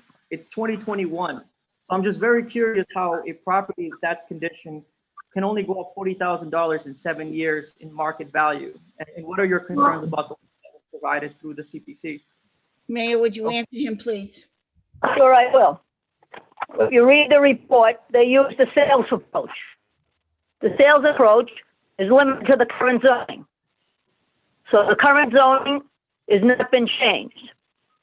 So when you use the sales approach, you use the sales approach for 23 units. So they don't have the approval for 23 units. So the bottom line is, if they want 23 units, then someone has to go and get it. Otherwise, I read both appraisals, and this appraisal that I have is from the same person that appraised the Bank School and several other schools, and he was right on the money. That amount of money produces $7 million, and that cost $5 million, and $7 million is what we achieved, and there was a $2 million profit that went back into the city's taxpayers' coffers. So, based upon this, they use the sales approach. So if you read it, now, Councilor, with all due respect, the issue of the comps that are in there, it would be improper for me as an elected official to disclose the comps when I'm being asked to publicly discuss this. I have no problem publicly discussing it. I can tell you the method they used was the sales approach, which that is what they're going to get in the end. So if it was fully permitted with a 40B, and I don't believe they can go to the council because they have no institutional zoning, they have no grandfathering, because that's what happened in the beginning. That's the reason why this property has sat there for years. Now, Watch knows, and I'm talking about Watch, not Metro West. Watch knows that I favor this project, but I favor it in complying with the rules and also realizing this is taxpayers' money. So my bottom line is, this appraisal is very well known. This appraiser is an apartment appraiser. If you notice, it's a different appraiser, but it's the same one that did Bank School and other properties in the city. If So I you could can't compare, you have to compare apples to apples is the direct answer to the question. You can't compare apples to oranges. And the state law says that. You have to compare it. Now, I'm not here I would just try through the processes to have people, listen, I'm just telling you, I can't sign an agreement. Now, with all due respect, everybody knew that. Everybody knew that before tonight. So I'm not here to hurt anybody. I'm here to get it right. Get it done right, and don't lie to me. So that's all my rules. That's all I have. Thank you, Mayor. Madam Chair, Yes. Councilor Paz. I just as a follow-up, I do appreciate that, Madam Mayor. Just, do you take issue with how they defined highest and best use? Is that also part of your concern? Because, we're not going to use it as a museum Hold on. or cultural. I'm back. I lost you. Could you repeat your question, please, Councilor Paz, through me to the mayor? Through you, Madam Chair, to you, Madam Mayor. Do you take issue? Can you hear me with how now? Yes, Mayor. Okay. I apologize. My phone went. Councilor Paz. You are asking me technical questions that are for appraisers. And with all due respect, Counselor, that's for appraisers to look at it. So normally when there's a dispute of two appraisers, you either get a third appraisal or those two appraisers are given permission to talk to each other. But it's not a proper forum to bring things out because you are talking about how much taxpayers' dollars would go towards a sale. So I have an obligation as an elected official to comply with the conflict of interest statute as well as the law, as does everybody else. Thank you, Mayor. Councilor Paz, do you have any more questions regarding, please, Councilor, any more questions? That'll be it, Madam Chair. Thank I you. do on the motion. On Councilor Vidal's motion, Councilor LeBlanc was next. Councilor Stanley, you're after Councilor LeBlanc. Councilor LeBlanc. Thank you.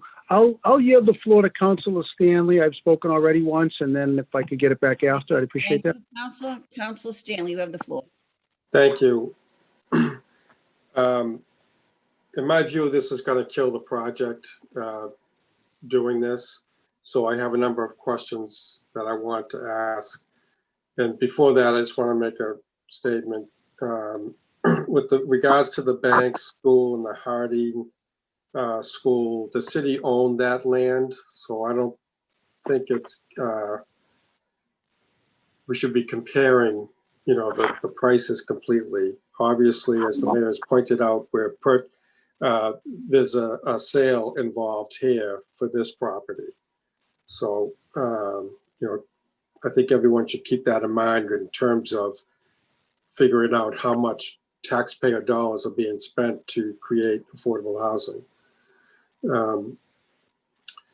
A question for Attorney Azadi. If the council approves the CPC proposal and the mayor vetoes it, can the council override the mayor's veto? Nope. Not with real estate. I'm sorry, who was that? Who answered? It wasn't me. The question was for Attorney Azadi. That is a question I'd have to research. So it sounds familiar, like we had this situation, in the past. Now, is it, if the mayor doesn't sign, does it become law after 10 days, like at the state level, or does it either have to be, or could she just not sign it at all? Well, if you're talking about city charter provisions, under the city charter, if a matter goes to the mayor's desk and it isn't returned, signed, or at all within 10 days, it's automatically considered to have been approved. Well, I'm talking about in this situation. And that's why I'm saying, because of the fact that Chapter 44B is a specialized statute, I can't say definitively that the charter provisions would apply. Okay. I agree with the mayor on the point of comparing the appraisals is like comparing apples and oranges. And this project cannot go forward in many different ways without getting the zoning permitted and the money appropriated to build 23 units on this site.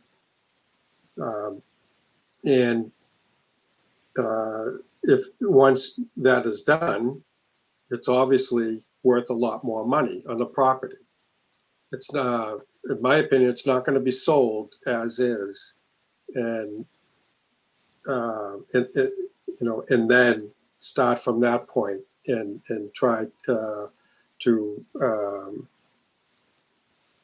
create 23 units on the property. It's just not going to happen. So. Another question. Oh, can I ask a question of Jennifer Van Campen? Can I move to hear from her a question regarding the process? You can make that motion, Council. I'd like to make that motion.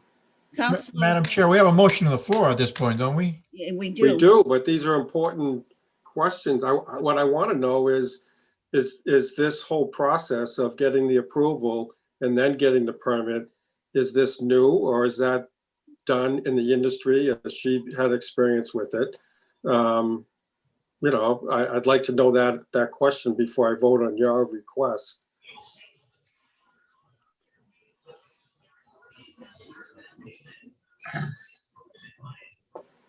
I'm sorry, do you have a phone call, Madam Chair?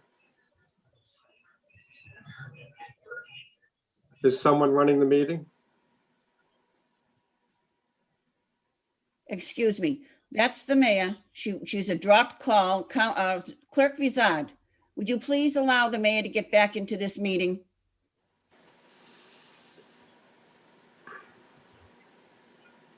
Clerk Vizard. I don't see anyone trying to get in. Is she calling? She called me. She's trying to call you. She wishes to get back into the meeting. Okay. Or else you call her. Okay.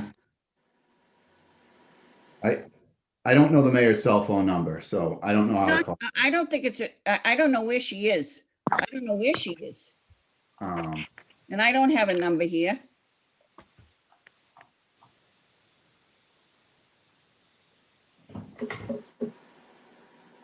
I'm calling a 2-minute recess, please.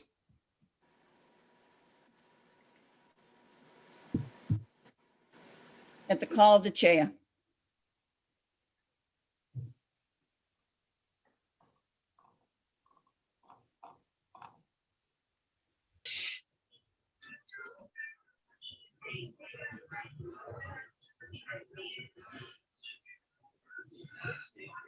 Madam Dean? Can you hear me? We're in recess, Council.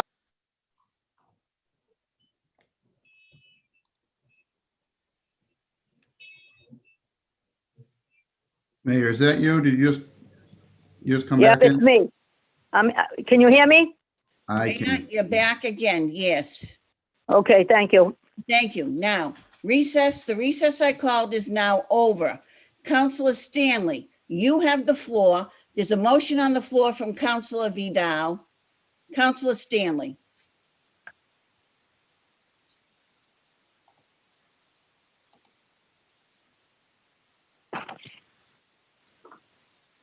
Councilor Stanley,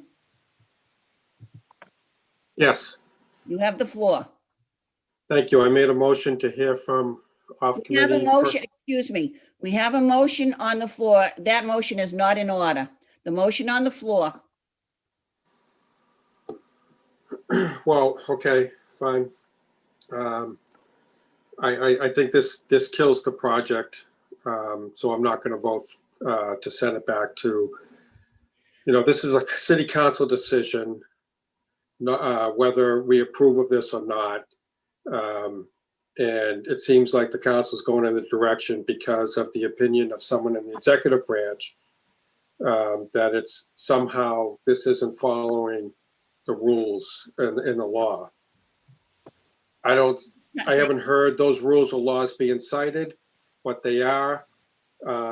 So, I haven't heard the city attorney mention what they are. So I'm not going to vote to send it back because it's essentially just killing the project, and I'd rather vote for it up or down and vote for it myself. Thank you. Thank you very much, Councilor Steve. I have next on my list, first time on this matter, Councilor Harris. Thank you very much, Madam Chairman. Through you to the mayor. Yes, I'm here. Good evening. So just to clarify a couple of things, because there seems to be some confusion on what the recommendations are. You're here before us as the executive branch in your elected capacity, along with the law department and the director of housing. My questions are to you, Madam Mayor, and through the chair. And if there's Councilor Harris, excuse me. Point of information. Those three individuals are here at the request of a councilor from Ward 3 last week in a meeting who made that request, and the members of the city council voted in approval to ask those three people to be present at this meeting. That's how they got here. Thank you. Yeah, and I agree with you, Madam Dean and Chairwoman, because I think facts are very important right now. And I think that it's important to get these facts on the table.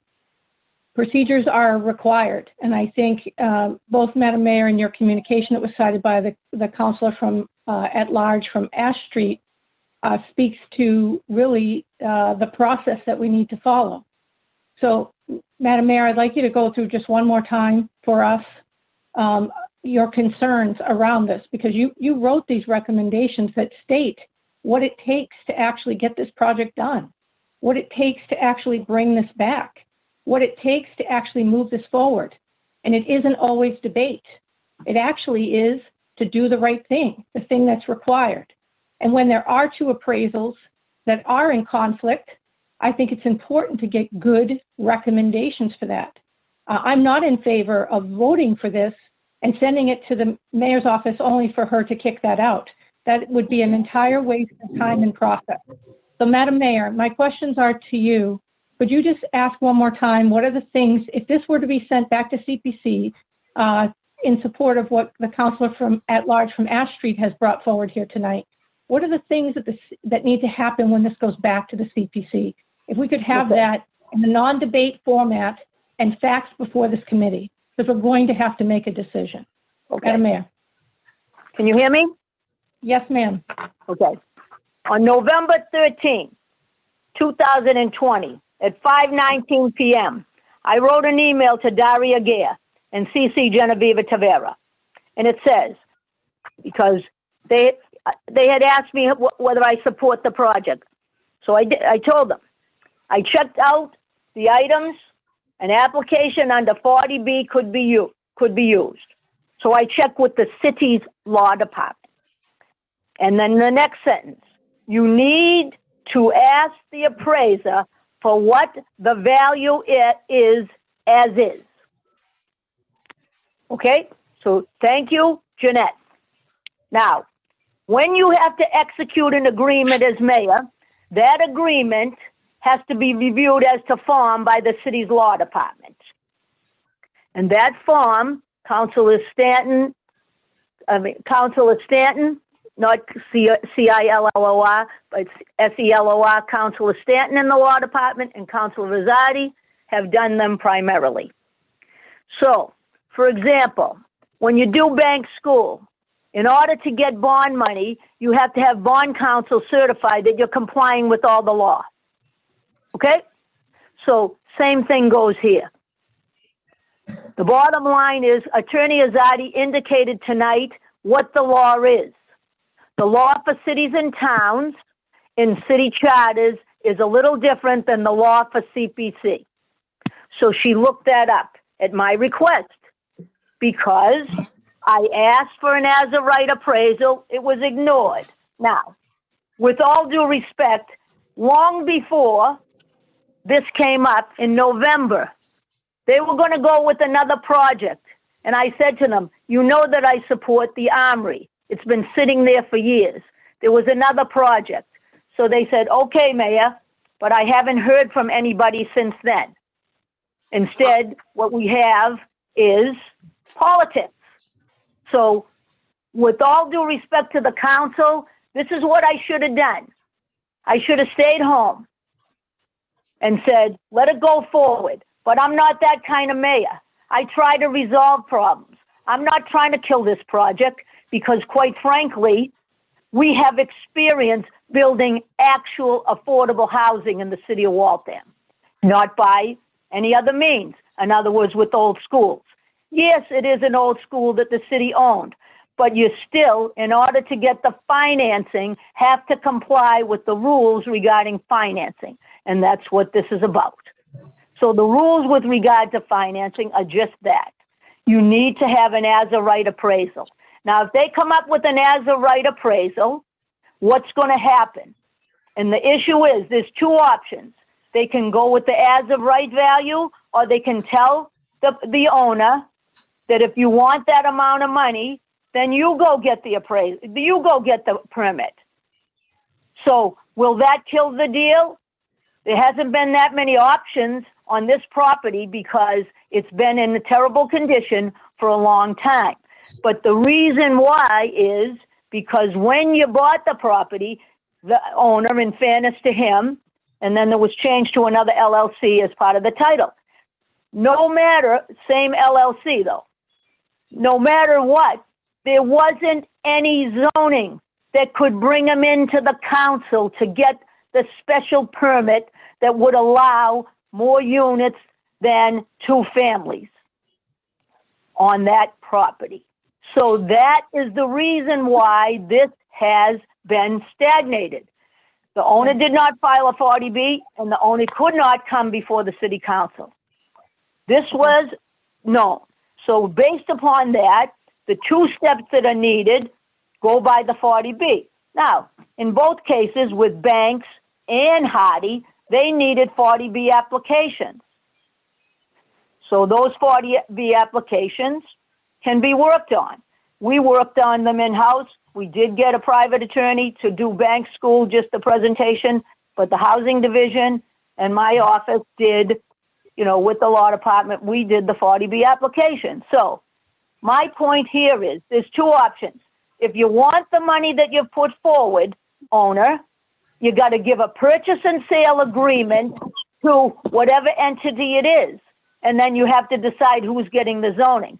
But even with that, if the city had an agreement, we couldn't give the money until it's done.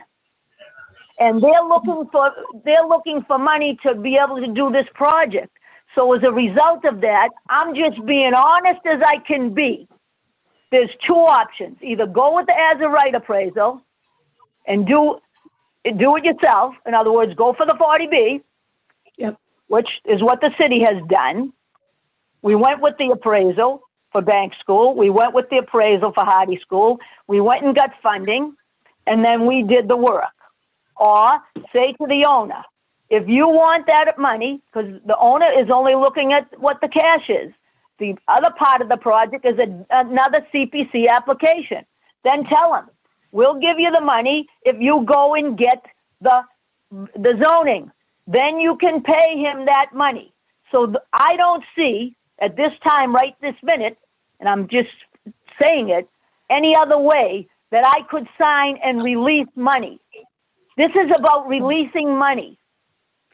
Right now, either it's an as-of-right appraisal that the 2 parties agree to, or it's the amount that they want, but he has to go get the zoning. And the zoning is a 40B application before the City of Waltham ZBA. So how that kills the project, I don't know. It's really up to the owner. Do you want the $3 million? All right, Mayor. Or do you want the 1.80? Mayor, I appreciate, thank you, Madam Chairperson. Madam Mayor, I appreciate your testimony here tonight. I think this, as I stated before on another matter, no one counselor owns this issue. Affordable housing impacts this entire city. You will hear from us all on this. We've all worked on this before coming on here. Affordable housing either matters to your community or it doesn't. There are rules around this. There are procedures around this, and there are things that need to happen that in order to ensure that these projects move forward. Having worked a couple of these complex projects in the city, acquiring property and working through them, I do have experience with this, and sometimes there are some procedural things that are not what you want to hear, but are the right thing to do. In the spirit of the right thing to do, in the spirit of affordable housing, I will be supporting the request to move this to the CPC so that the application can be amended and the appraisal can be addressed in that committee, because this project cannot be done without And the CPC purchase and funding. sale, and the purchase, And the see, purchase and you, sale. you have to establish that you have control of the site under the CPC rules. And with all due Madam respect to Chair, this can you city take council. control of this meeting? It's like a yelling Nope. fest. It's not, Counselor, I can't hear you. My phone has a problem. So let's, I actually have the floor, and the mayor was just finishing her testimony, and I think she's explained what she's had phone trouble here tonight. So let's allow some levity and some grace here. With that said, it is a matter of, I'm finishing my closing statements, and I do have the floor. So I do want to say this, that as I stated, no one counselor owns this topic. It is a topic that needs to be addressed by the entire city council. It affects every single one of us. Our entire community needs us to work together to solve this complex problem with multiple approaches. With that said, I will be supporting this request to go to the CPC per the counselor from Ash Street. And I do hope that other counselors will do this, because we do need a purchase and sale. We do need a proper appraisal, and we do need to get this application right. This project can't happen without CPC funds. And I know that this isn't what some of the folks on the phone want to hear, but I do not want this project to be dead in the water. Sometimes you have to take a step back to take a step forward. This is why I'll be supporting this, and I hope we can be respectful in these facts that have been laid before us. Thank you, Madam Mayor, and thank you, Madam Chairman. Madam Dean, Councilor LeBlanc, you're next on my list. thank you very much. I just wanted to bring up a point, and serving on the CPC committee, I do agree with the mayor in everything she said. One concern I have is with the request that Councilor Vidal stated, that I believe he can correct me if I'm wrong. And, you know, this is a real estate matter, and the appraisal that went to the CPC was not the city's appraisal. So we have an appraisal for $3 million, and we have an appraisal for 1180.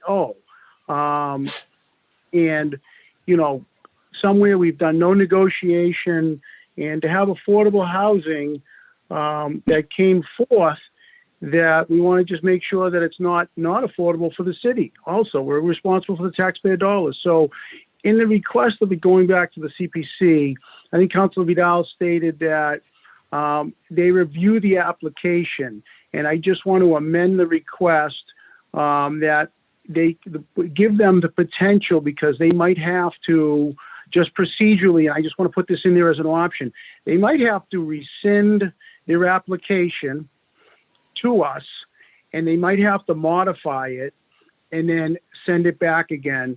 So I just want to put that in the request as a friendly amendment, and then a point of information.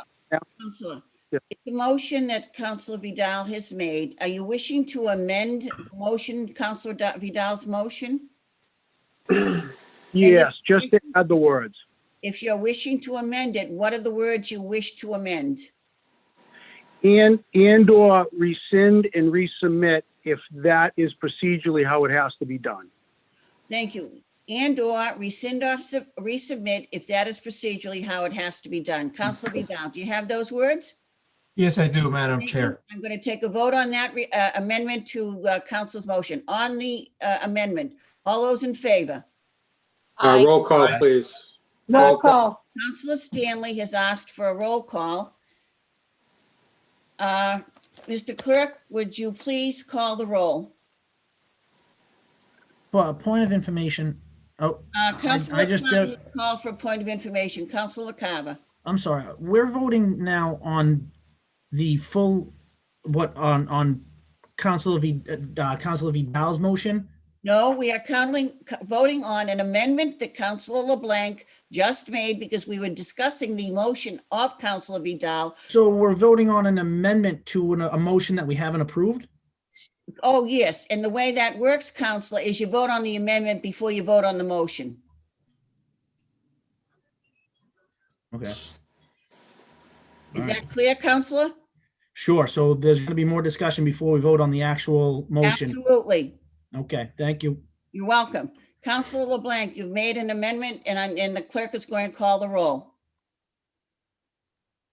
President Brasco, Yes. Councilor Darcy, Yes. Councilor Dunn, Yes. Councilor Turkey, Yes, if you didn't hear me, sorry. Councilor Harris, Yes. Councilor LaCava, Yes.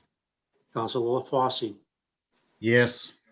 Councilor LeBlanc, Yes. Councilor Mackin, Yes. Councilor McLaughlin, Yes. Councilor O'Brien, Yes. Councilor Paz, Yes. Councilor Stanley, No. Councilor Vidal, Yes. 13 in favor, 1 opposed. By your action, you have approved the amendment to the motion that Councilor Vidal made maybe an hour ago, and we still have discussion on the floor. There's a motion. On the motion, I have several hands that were raised. At one point, I had Councilor O'Brien, your hand is down. I take it. Councilor Blank, your hand should go down. Second time have the around, floor? I'm sorry? Do I still have the floor, Madam Chair? You do, Councilor. No, you don't. I'm sorry. No, you don't.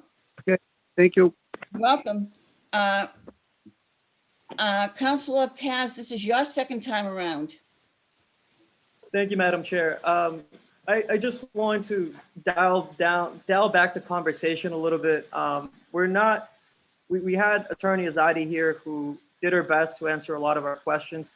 I don't see why we can't just submit a set of questions for her to get back to us before we make. Counselor, excuse me. It's on the motion, Madam Chair. Excuse me. Councilor Paz, your comments are out of order. We have a motion on the floor. You are not speaking to the motion.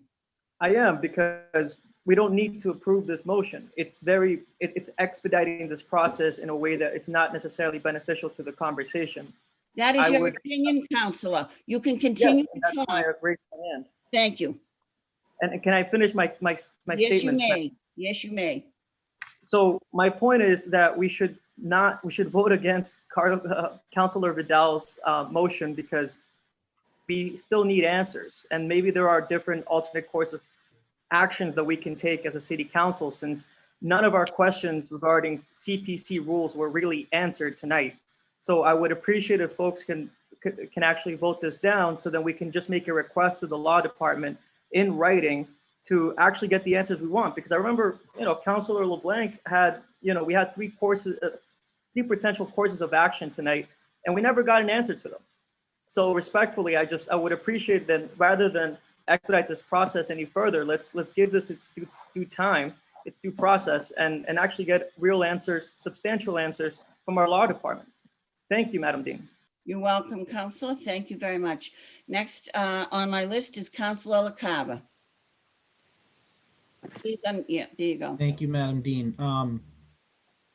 To kind of piggyback off the councilor from Ward 9 there, I am concerned about sending it back so quickly. I do think it seems as though it may have to go back, but again, there are a lot of unanswered questions. And one other question I kind of wanted to add to that was, are we able to go into executive session with the mayor and the CPC committee? Because I feel like if they're going to go into an executive session, it's going to be a lot of questions that, as the councilor from Ward 9 said, a lot of questions that are still going to be asked on our end, and a way to expedite it would be to do all that. So I guess to dial that. Ask that question of Attorney Azadi, Councilor. Please, through you, Madam Dean, I would like to ask. Through the chair, through the Yeah. chair to Attorney Azadi. Do you understand Counselor LaCava's question? Yes, I do. My concern at this point would be that I haven't heard anything about the city acquiring an interest in land, which would be the basis for an executive session of the city council. That helps me there. Thank you. Yeah, I am concerned. I don't know if I wish to send that out. So I guess the next question would be to you, Madam Dean. If we were to approve the request from the counselor at large, would What request is that? the request that's before us of sending it back? Motion. The motion, my apologies. If we were to approve that, is it immediately off our docket until it comes back, and is it something we aren't able to discuss? Yeah. Yes. Okay. I mean, it's okay. I'm trying to keep my comments to this motion. I'm just trying to wrap my head around a few other questions that were asked. And, you know, I came into tonight thinking we were going to be talking about just the appraisals, but not just the appraisals. I apologize. That was a main concern of mine, but just so much more information has come out in the last hour. I don't know. I do have concerns of sending it off so quickly, but I do at the same time think that it eventually will need to be done. I just don't know which course of action is better, to send it before or after we get our questions asked. That is the dilemma I'm facing currently. So I'm going to listen to the other speakers at this moment and go from there. Thank you, Madam Dean. Thank you very much, Counselor. Counselor O'Brien, first time around. Thank you. I don't know if you can see me or not, but yeah, my concern is, you know, if we send this request over and then nothing happens with it, or it takes a lot of time, what is portrayed to the community that the council's killing this project, which isn't true. So I just want to make sure that if we send something back to them or over to them, that we give them like time sensitive. In other words, they got to respond to us in like 2 weeks. So that then it comes back and we know exactly where it is in the process. Because I don't want anyone in the community to think that this council is killing affordable housing, because that's completely inaccurate. We're just trying to get it right. Thank you. Thank you, Counselor O'Brien. Next on my list is Counselor Mackin, second time around. Thank you. So I want to start by echoing what the Ward 8 counselor said, which is sometimes you need to take a step back to take a step forward. And then I want to tie that back into comments that have been made by the Ward 3 counselor at the very beginning of this meeting, which is a request for a site visit and a number of questions for the law department. I think this council would be much better served by keeping the matter in front of us for further deliberation, to schedule a site visit, get some of our procedural questions answered. And at that point, we can determine whether or not it's appropriate to send it back to the CPC. So I will not be supporting this motion. And I hope the other counselors who feel like there's information missing from the puzzle tonight will also join me in voting no on this motion. Thank you. Thank you, Counselor Mackin. So I have all these hands up. If you are not waiting to speak, please take your hand down. Counselor Durkee, first time around on my list. Thank you, Madam Chair. Thank you. I think the matters are getting unnecessarily complicated. From my take from what the mayor said is that we have an incomplete application, period. People are talking about different appraisals and different items. And if my interpretation is correct, if we approve this project tonight, the mayor said this has to be rejected because we haven't followed the rules. So, I mean, this is a really simple matter. It has to go back to CPC. It doesn't mean we're killing it or denying it. I think a lot of issues that people want to discuss when the application is properly submitted.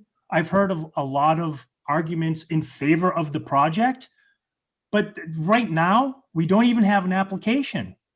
We do not have a proper application. So if you voted to support this and favor it and you know go forward with this, the mayor has to reject it. She doesn't have the purchase and sale, period. So these other questions being asked, how many votes you need, this other stuff. Hey, listen, I think that's great, but this has to go back to CPC.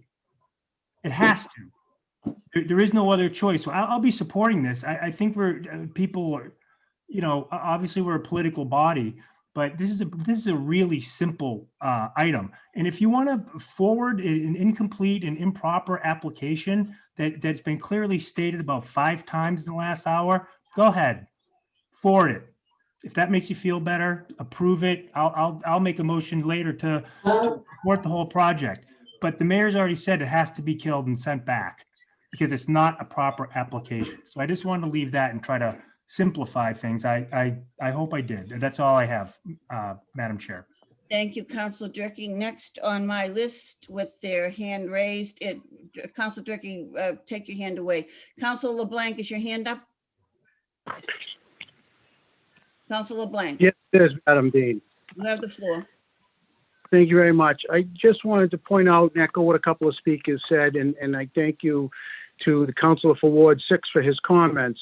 Having served on the CPC committee, I'm going to go back to when the $1 million for the stack came in. Was slightly controversial. Half were in favor, and there was a lot of discussion on that. And in my opinion, having served in the CPC for a number of years, we don't have the right, we don't alter it. We weren't able to say, give them $800,000 and have them come up with the other $200,000. It's either you vote yes or you vote no. So there's no need to table this on the floor. There's no need for a site visit. If the application isn't right and we don't have a purchase and sales, then it has to go back to the CPC for them to straighten it out. And voting it yes is only going to delay it when it gets vetoed. So I don't understand what's so confusing. The quickest way to do this is to send it back to the CPC, give them the options, have them straighten it out, and have it come back with something that we can vote in favor of and get approved. So sending something out half-cocked that's not going to get approved or get vetoed doesn't do us any good. So thank you very much for your time. You're welcome. Thank you, Council. Take your hand down, please. Do we have any other discussion on the matter from anyone on the council? So we have a motion on the floor. Would you possibly restate the motion, Councilor Vidal? I'm gonna give it a shot. And this is the amended motion because we approved of Correct. Councilor LeBlanc's amendment. Correct. To review the application again,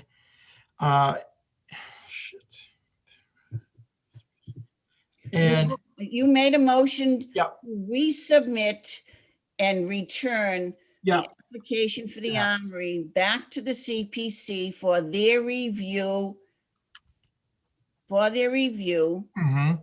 and revisions. Right. Now you let them deal with the mayor and everybody else who they have to, that's none of our business. That's the motion that you made. Correct. All right. With the friendly amendment from Councilor LeBlanc. I'm sorry? There's also the amendment from Councilor LeBlanc. The amendment, oh, I'm sorry, Councilor LeBlanc, Can you go over your amendment, Councilor LeBlanc? No, one more time? Yeah. So it was to give them the option to rescind the application and resubmit if that's what their procedure has to be. Okay. okay, so you, on the motion, Councilor Darcy, second time around. Thank you very much. My question is, if this passes, if the council from Ward 8, sorry, from Ash Street, if this passes, is the matter still on the docket? I can't hear you. Is the matter what? Is the matter tabled? No, there's no matter to table. So then we can't do a site visit because there's no matter before the city council, and we can't get the answers that I posed to the law department, which the attorney Azadi said that she would provide to us.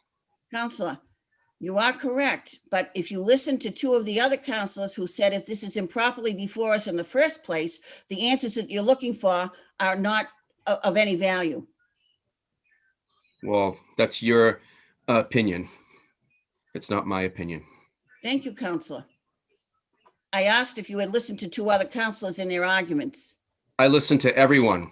Thank you, Counselor. I've been at the meeting all evening. I'm not going to debate you, Counselor. I'm not You going make to a debate you motion, either. or are you finished with your statements? No, I'm just saying that if the attorney for the city in our discussions and our questions said that she would research the various matters that we posed to her, and if this matter gets filed, which is essentially what's going to happen, then we don't get the answers back from our law department. Point of order, Counsel. This matter is not being filed. If we file this matter, the matter could not be brought at any time. We are not filing the matter. We are returning the matter to the CPC, who should have done their due diligence in the first place.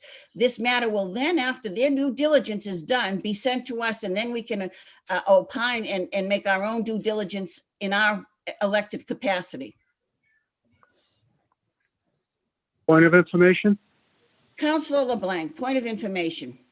Could any counselor bring in a resolution at any time that could have something on any docket that could then have a site visit scheduled through? Yes, they could. Thank you, Counselor. Back you. to Counselor Darcy. You still have the floor. Your point of information's been answered. Counselor Darcy. I have lowered my hand. No, you haven't, but thank you. I just raised it so I could speak with you, but I lowered it before I spoke. Thank you.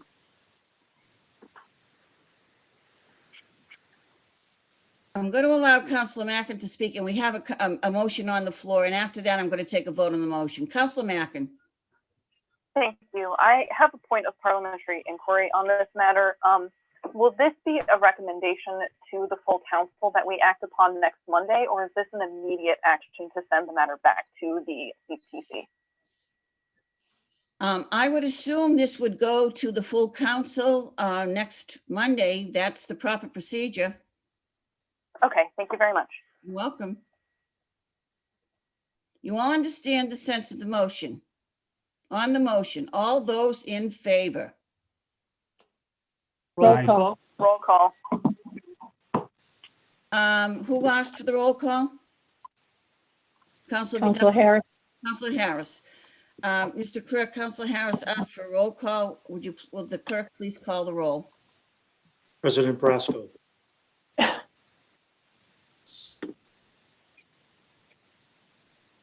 President Brasco. Yes. Counselor Darcy. Present. Counselor Dunn. Yes. Counselor Durkee. Yes. Counselor Harris. Yes.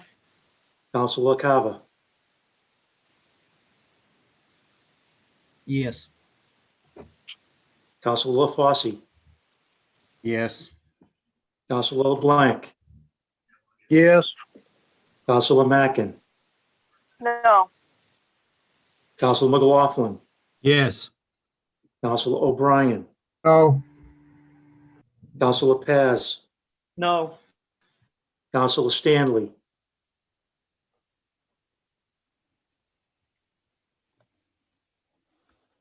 Counselor Stanley. I believe Counselor Stanley dropped off. He was having some internet issue. Counselor Vidal. Yes.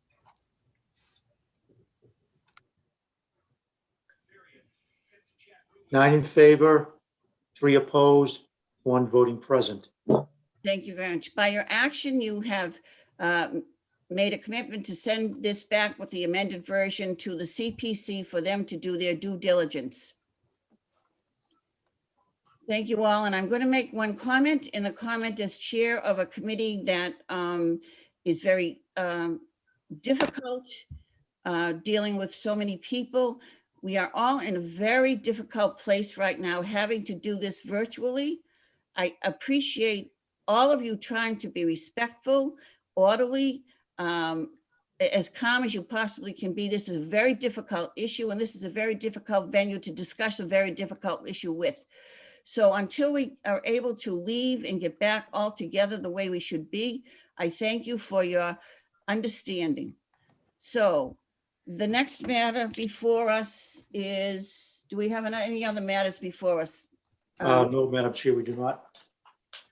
We have no other matters before us this evening and no update on any of the matters we've requested information about. So with that, I will be happy to entertain a motion to adjourn. Move to adjourn.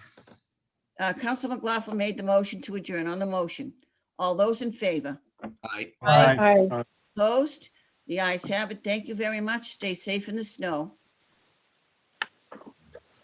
Finance will meet immediately. Ordinances and rules will meet after finance. Thank you. Mr. Clerk, I know you got to move some stuff around, so whenever you're ready, you take your time. I'm all set, Mr. Chairman. Time is 10:19. I am calling the Finance Committee meeting to order. Will the clerk please call the roll? Councilor Turkey.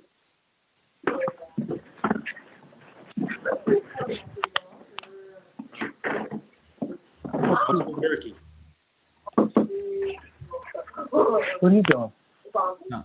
Hi, Bill. Councilor LeBlanc, could you please mute your computer?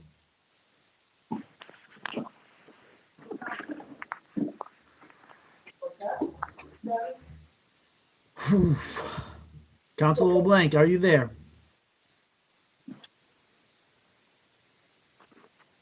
Councilor Durkee. Councilor LaFosse. Present. Councilor McMenamin. Present? Councilor Vidal. Present. Chairman LaCava. Present.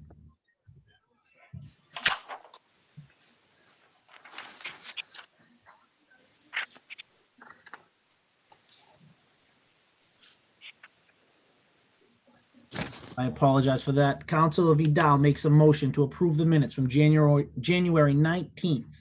All those in favor? Aye. Aye. Opposed? The ayes have it. Those meeting minutes are approved. Thank you. Will the clerk please call the next matter? A resolution concerning funding for affordable housing.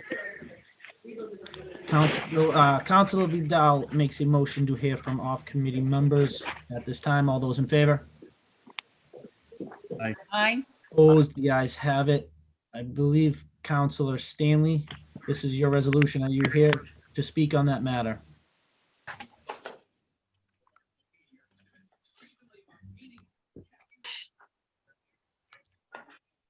Councilor Stanley, are you there?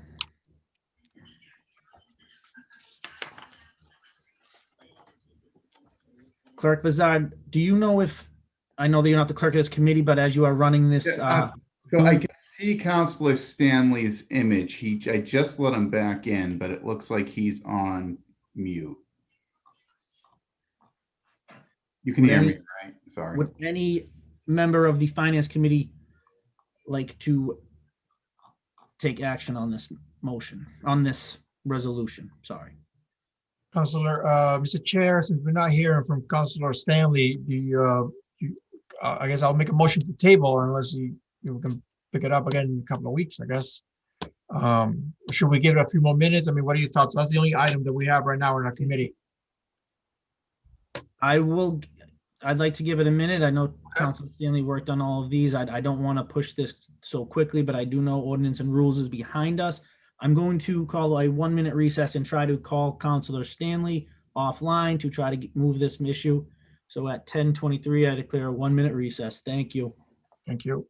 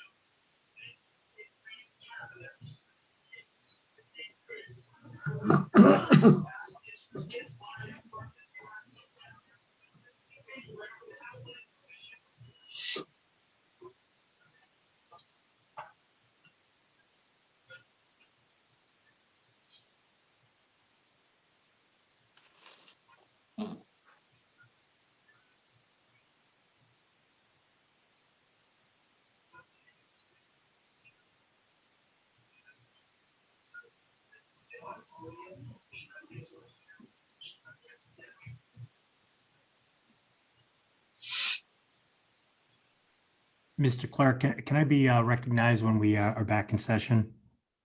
Yes. Thank you. I dropped off accidentally.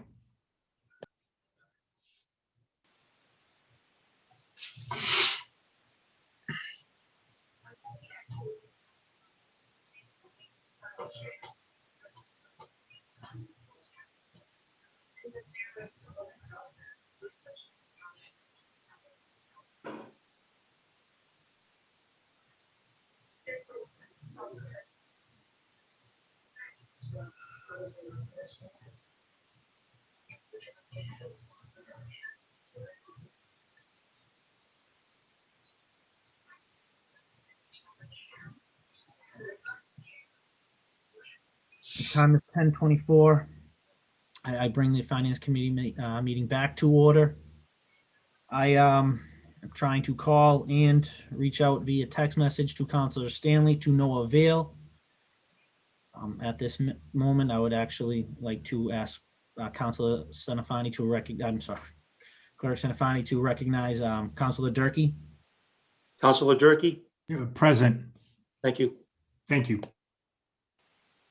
And now at this time, I will entertain a motion to table this matter. Councilor LaCava, this is Councilor Vidal. I would like, Chair LaCava, I'm sorry, I would like to make a motion to table this matter. You've all heard a sense of the motion. On the motion, all those in favor? Aye. Opposed? The ayes have it. That matter is tabled. With nothing else before us, Madam Dean makes a motion to adjourn at 10:26 p.m. You've all those in favor? Aye. Opposed? The ayes have it. Thank you very much. Thank you. Mr. Clerk, tell me when you're ready.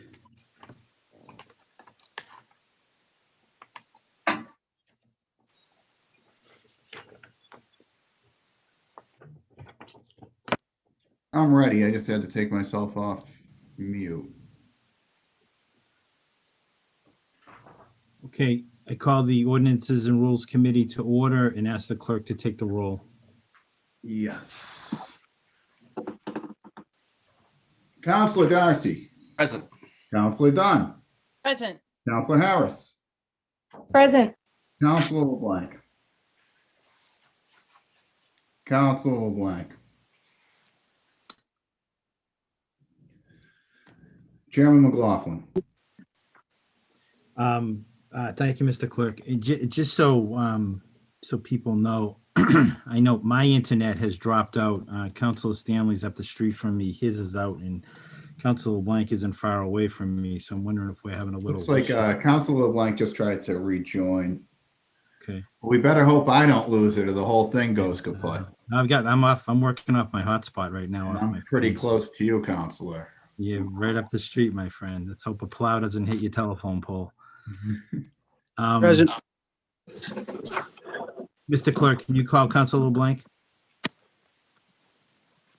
Counselor LeBlanc. Present. Thank you very much. Thank you. Mr. Clerk, what did we have for minutes? Yeah, so you have minutes from, I think I wrote the wrong date on one of them. So it's 12/28 and 1/19. You should have. Councilor Harris moves approval of the minutes from 1/19/2021. All those in favor say aye. Aye. Opposed? The ayes have it. Councilor Blank moves approval of the minutes from January 28th. Mr. Clerk, what's the date on that? I'm sorry, December 28th. December 28th, 2020. All those in favor say aye. Aye. Aye. Aye. Opposed? The ayes have it. I'm sorry, did you say Darcy or LeBlanc? I said LeBlanc. Thank you. Mr. Clerk, could you read the first matter? Yeah, the first matter is a resolution for realistic affordable housing and an accompanying ordinance. Just so I'm clear on that, that's Councilor Paz's resolution? Councilor Paz's resolution. Councilor Paz, I spoke to him earlier. He's going to present on this to us at a later date. I'd entertain a motion to table this. I'll make that motion. Councilor Harris moves to table the resolution on realistic affordable housing and accompanying ordinance. All those in favor say aye. Aye. Opposed? Aye. The ayes have it. If the clerk could read the next matter. The next one is a resolution to affirmatively further housing. This was Councilor Stanley's resolution. I spoke to Councilor Stanley earlier, and he was not going to present on this tonight, even though he can't right now. Councilor Darcy moves that this resolution be tabled. All those in favor say aye. Aye. Aye. Opposed? The ayes have it. Mr. Clerk, the next matter. The next matter is the housing choice resolution. Again, this is from Councilor Stanley. And again, he's going to present to us at a later time. Councilor Dunn moves to table this matter. All those in favor say aye. Aye. Aye. Opposed? The ayes have it. If the clerk could read the next matter. The next matter is a communication from Philip B. McCourt, Esquire, requesting an extension of time to complete the work regarding special permit order number 33403 BP at 99 Third Ave LLC. Welcome, Attorney McCourt. I did not think we'd be getting to you this quickly. Thank you. Do you want to add anything to this outside of the fact that it's an extension? No, it's been around for a long time, as you know. Yep. But with COVID and everything, it really is something that we need to extend. The building is already built, as you know. Correct. And this is a small area between two restaurants, so we'd like to have it extended. Okay. Councilor LeBlanc moves that we accept this and approve it. All those in favor say aye. Aye. Aye. Aye. Opposed? The ayes have it. Thank you. Thank you very much. Thank you. Councilor LeBlanc moves to take the zoning amendment regarding medical marijuana from the table. All those in favor say aye. Aye. Aye. Opposed? Attorney Connors, Joe Connors, Yes, Mr. Chairman. good to see you. Your internet is working. Yes, it is. Do you want to just give us the thumbnail on this? Yeah, I had recently submitted a letter to you just revising the proposed amendment, but first thing is I'm asking to amend the zoning ordinance to which states that right now a nonprofit entity can petition the city council to get a special permit to be a medical marijuana distributor. So I proposed an amendment to make it a for-profit rather than a not-for-profit.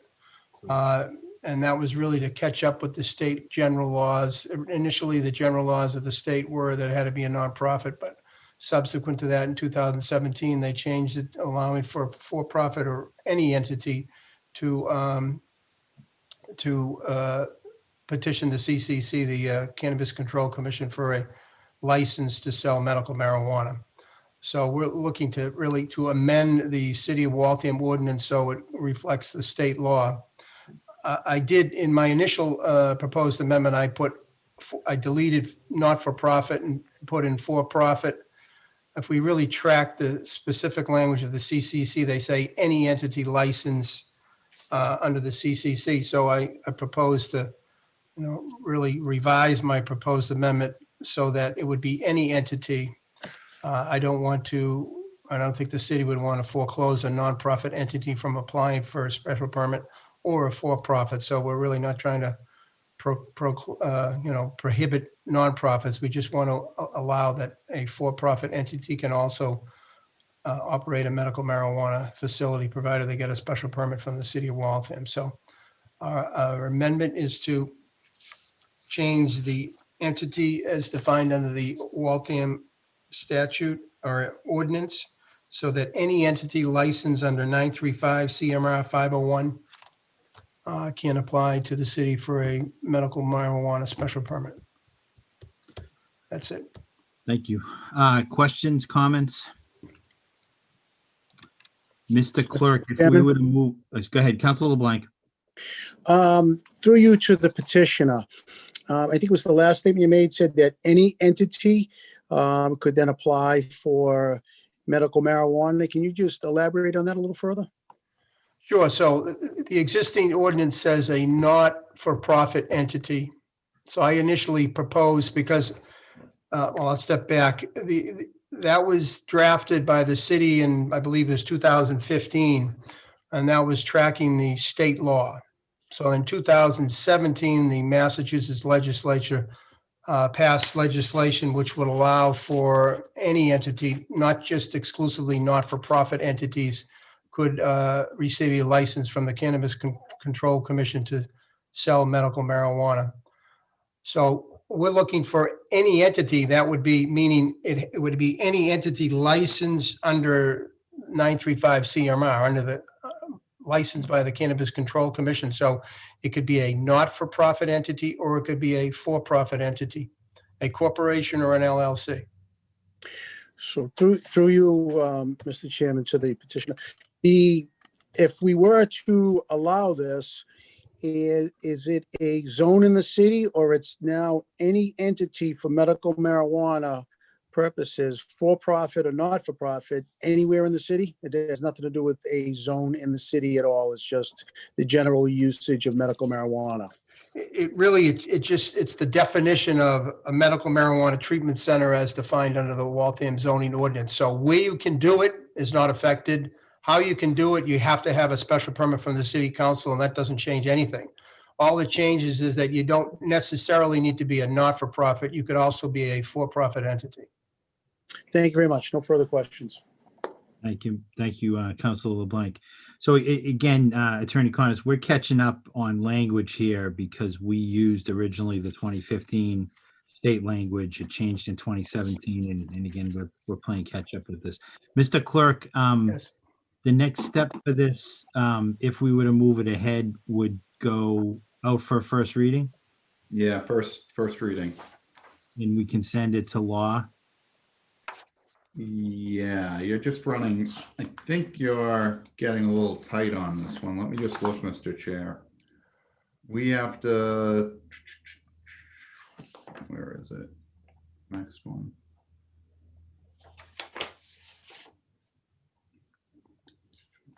Yeah, I think we have to act on this by 3/28. So I know that doesn't seem like it's that, I know that might seem like it's far away, but. Okay, so, Mr. Chairman, I'm sorry, Councilor Harris, I didn't see the hand. Councilor Harris. thank you. I think when this first came in, I needed personally time to be able to review it and understand what congruencies we were creating here, for-profit, nonprofit. And I think the questions for clarification from the counselor at large from Linden Circle speaks to it best. This isn't changing where medical marijuana is zoned, and it's not changing how the permits will be issued. All that is still restricted and only allowable in certain districts and has to go through a special process. What this does is really catch the language of this special permit up to state law. And I think that was well explained last time, and I was able to do some research on my side. I would be willing to send this out for a first reading and also send it to the law department to opine on form and opinion. And I think that can then allow other counselors to see what the law department thinks and would allow them to also provide additional input. But I'm willing to support this, to send it to the law department and send it out for a first reading. Thank you very much. Thank you, Councilor Harris. You've heard a sense of the motion. All those in favor say aye. Aye. Aye. Aye. Opposed? The ayes have it. Attorney Connors, if we can just monitor that, the clock on this with the deadline to make sure that if we don't get it back right away from the law department, that we work on an extension for that. Mr. Chair, We you can't do can't, that, right? yeah, you I'm can't. sorry, I'm sorry. I spoke, yep, I'm sorry. I stand corrected. So we'll get this moving and we'll follow with the law department. Yeah, and I'll keep track of it too. I'll remind you. Thank you. Yep, very good. Thank you. Thank you, Mr. Clerk. Yep. So, Counselor Harris moves to take 72 Second Ave from the table, which is Costco. Mr. Chairman, Yes, please let the record reflect that Counsel Blank recuses himself. Counselor LeBlanc is going to recuse himself on this matter. Sorry, hold on a sec. Sorry, it's 71. I'm looking at the docket. It says 72, but I believe it's 71. Right. 71 Second Ave from the table. All those in favor say aye. Aye. Aye. Opposed? The ayes have it. Attorney Connors and Attorney Tam are both here tonight. Attorney Connors, you filed for an extension on this. Do you want to speak to that? Yes, as you mentioned, when Attorney McCord first spoke, you were surprised at how early, despite the fact it's 20 of 11, that we got to the matter. So knowing that with the Armory, the MBTA, the snowstorm also, and the package that we had previously filed, I saw that it was going to be quite the task. And looking at the calendar, the extension that we had previously given or had agreed upon was to elapse on February 24th. So earlier today, I filed an extension for another month to the end of March 24th, after the March 22nd hearing meeting that week. So I filed that this morning. I will just say, since we previously met, my co-counsel, who, as you mentioned, is on, Attorney Tam, it's on his letterhead. There was a filing last January 28th, Thursday morning, addressing a summary of the public benefits as well as special permit compliance. It's kind of it's set up in a chart. I think it's very helpful for the committee. Thank you for pointing that out. Actually, that's what caught my eye with the address between the docket and Attorney Tam's memo. Thank you for that. Attorney Tam, did you want to add anything? No, thank you, Mr. Chairman. Only that we appreciate the committee's time in reviewing what is a very important project, both for Costco and for the city. And so we want to give the committee all the time they need to review the materials that have been filed. I appreciate that. Thank you. So, Mr. Clerk, we'll have that filing. We'll have that before us in council next week. The extension? Yes. Okay. Any questions or comments from the committee? Okay. Councilor Dunn moves that we table this matter. All those in favor say aye. Aye. Aye. Opposed? Aye. The ayes have it. Thank you very much. Thank you, Attorney Connors. you. Thank you, Attorney Tam. I'm sorry, Mr. Chairman, who moved the table? That was Councilor Dunn. Okay, thank you. So Councilor LeBlanc, I'd ask you all to look at your committee docket and go back to April 9th, 2018. There were two listings on the docket for plastic bags. One's a general ordinance for plastic bags. One's a general ordinance plastic bag fines. Councilor LeBlanc moves to take general ordinance plastic bags from the table. All those in favor say aye. Aye. Aye. Opposed? The ayes have it. Councilor LeBlanc. Thank you very much, Mr. Chairman. I've been looking at the docket, and some of the stuff in the rules and ordinance, we have a couple-page docket, and it dates back a while, and I think it's due to some of the complexities. And, we need to receive opinions from the law department. And this one in particular, I had some concerns before it went out. and I still have the concerns. And since we're waiting, I took the liberty of doing a little bit of homework, and my thought is we send it over as the law department is contemplating this. Especially we have a lot of restaurants. I wouldn't say a lot. I would say pretty much all the restaurants are struggling right now, and having outlawing plastic bags would hurt them. And then on the other aspect of it, non-biodegradable plastic bags are, they're blowing around, they don't break down, and they're bad for the environment, and they off gas and end up in, the oceans and the fish and, everything that we all know about it already. So my thought is to make a request to the law department to add in, and I have a sample that I can hold up, which says it's good for the environment. It's a biodegradable plastic bag, so that if you were getting a takeout, you're being friendly to the environment, and you're also not getting grease from the takeout all over your car seats. And so I would make a request to the law department to potentially look at adding in recyclable, biodegradable plastic bags as an option. And if they could, I'd make that request, and I'll allow other councilors to speak on it. All right, thank you. On that request, Councilor Harris. Thank you very much, Mr. Chairman. I am going to support this amendment. I do think it's timely. When this came before us, and it was dated quite a couple of years ago, I think, a lot has changed since then, but a lot of things haven't.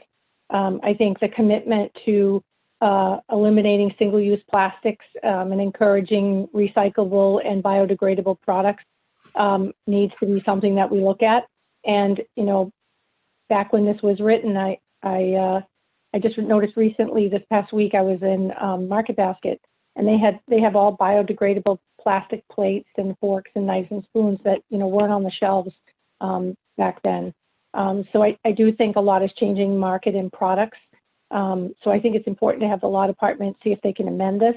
And then the other thing that I think is important is I wouldn't want to bring additional cost to the restaurants during COVID. So if we were to do this, I would want to put some time clock on it to allow restaurants to prepare for this so that it's not another expense on top of a very trying time while they're trying to bring their businesses back and survive during this time. By no means does that mean I don't support this. I do, but I think we need to be smart and looking at this. So I will be supporting this amendment tonight. And I'm hoping also perhaps we can ask the law department for when they might get back to us on this, because, and I would make that friendly amendment to the counselor from Linden Circle. I think it's important to ask them to amend, but also give us some sort of timeline when we would hear back from this, because I do think it's important that we get a response. I do think it's something public has asked for, and we may be distracted by other things right now, but this was important back then, and I think it's still important today. We just need to make sure that we also protect our restaurants and don't put an additional expense on them right now. We put some sort of shot clock on. So could the council from Linden Circle make a friendly amendment, take a friendly amendment to ask for a timeline back from the law department when this would be drafted, and then I would support the language. Thank you, Mr. Chairman. Can I just make a clarifying suggestion? Yeah, I think I know where you're going. So this went to the law department after a public hearing. And so, there wasn't a public hearing? I mean, it's a general ordinance amendment. I'm looking back at my, go ahead, say what you were going to say, Joe. So I'm going on my memory because this is 2 years ago, but I'm pretty sure Councilor Darcy exempted the restaurants from the plastic bag requirement because the doggy bag, if you put the container in a doggy bag, it would spill all over his car, I think, if it was in paper. So I don't even know if there's a place for the law department to deal with restaurant bags, because I don't think that they're currently included, but I don't have the language in front of me. I just remember Councilor Darcy making that amendment prior to us. I don't have it in front of me either, but So- Councilor Darcy, so do you want to, I'm sorry, Councilor Harris, you have the floor. Yeah, so I think what's important is if there is an amendment, it speaks to the heart of what I'm saying. If there's a prior amendment, we can certainly modify the language to allow biodegradable plastic bags instead of a full ban. I think that's important. And the second is if we can check and see what the allowances were for the restaurants and just get that answer, because otherwise we'd want to put a timeline to allow people to prepare for this. If there's an allowance in there now, we'll hear that back from the law department. And the third thing I'd ask for is, can this be timely? Can we ask for a timeline when we would hear back on this general ordinance draft? Because it is something I think we're going to need to bring forward. It's been a couple years, and I think the time for it is right. Okay. Council Blank, do you have any issues with that? I do not. Is Councilor Darcy in attendance with us? And is he able to, through you, Mr. Chairman, to Councilor Darcy, is he able to speak to that? Councilor Darcy? Hi. I like your wreaths, by the way. Thank you. Thank you very much. Yes, we did. I think we exempted the doggy bags. I also attempted to exempt the takeout, but that did not pass. So I think it's just the doggy bags, as the clerk has mentioned. Okay, Councilor LeBlanc? Thank you very much. Then the motion would be, or the request would be for them to weigh in on takeout bags, specifically, obviously recyclable, but specifically biodegradable is the words we'd be looking to add in there. So if we could do that, I'm fine with that. And I also thank the councilor from Ward 8 for her comments, and I appreciate them, and I would absolutely take that as a friendly amendment. Thank you, Councilor LeBlanc. You good with that, Councilor Harris? Councilor LeBlanc or Councilor Harris? It's originating from Councilor LeBlanc with the friendly amendment from Councilor Harris. Okay. You've had a sense of that request. All those in favor say aye. Aye. Aye. Opposed? The ayes have it. So, Joe, can you do me a favor? When you go to pull this out, can you send to the 5 committee members copies of that language just so that we have it in front of us? I know they're gonna send Yeah, it so back you to want us. you want the draft that went over to the law department, right? I do. Just I'm assuming we're gonna get that back before we hear from them. So, Point- and the other point of thing amendment. is, I'm sorry, Councilor LeBlanc. Thank you very much. Sorry to interrupt.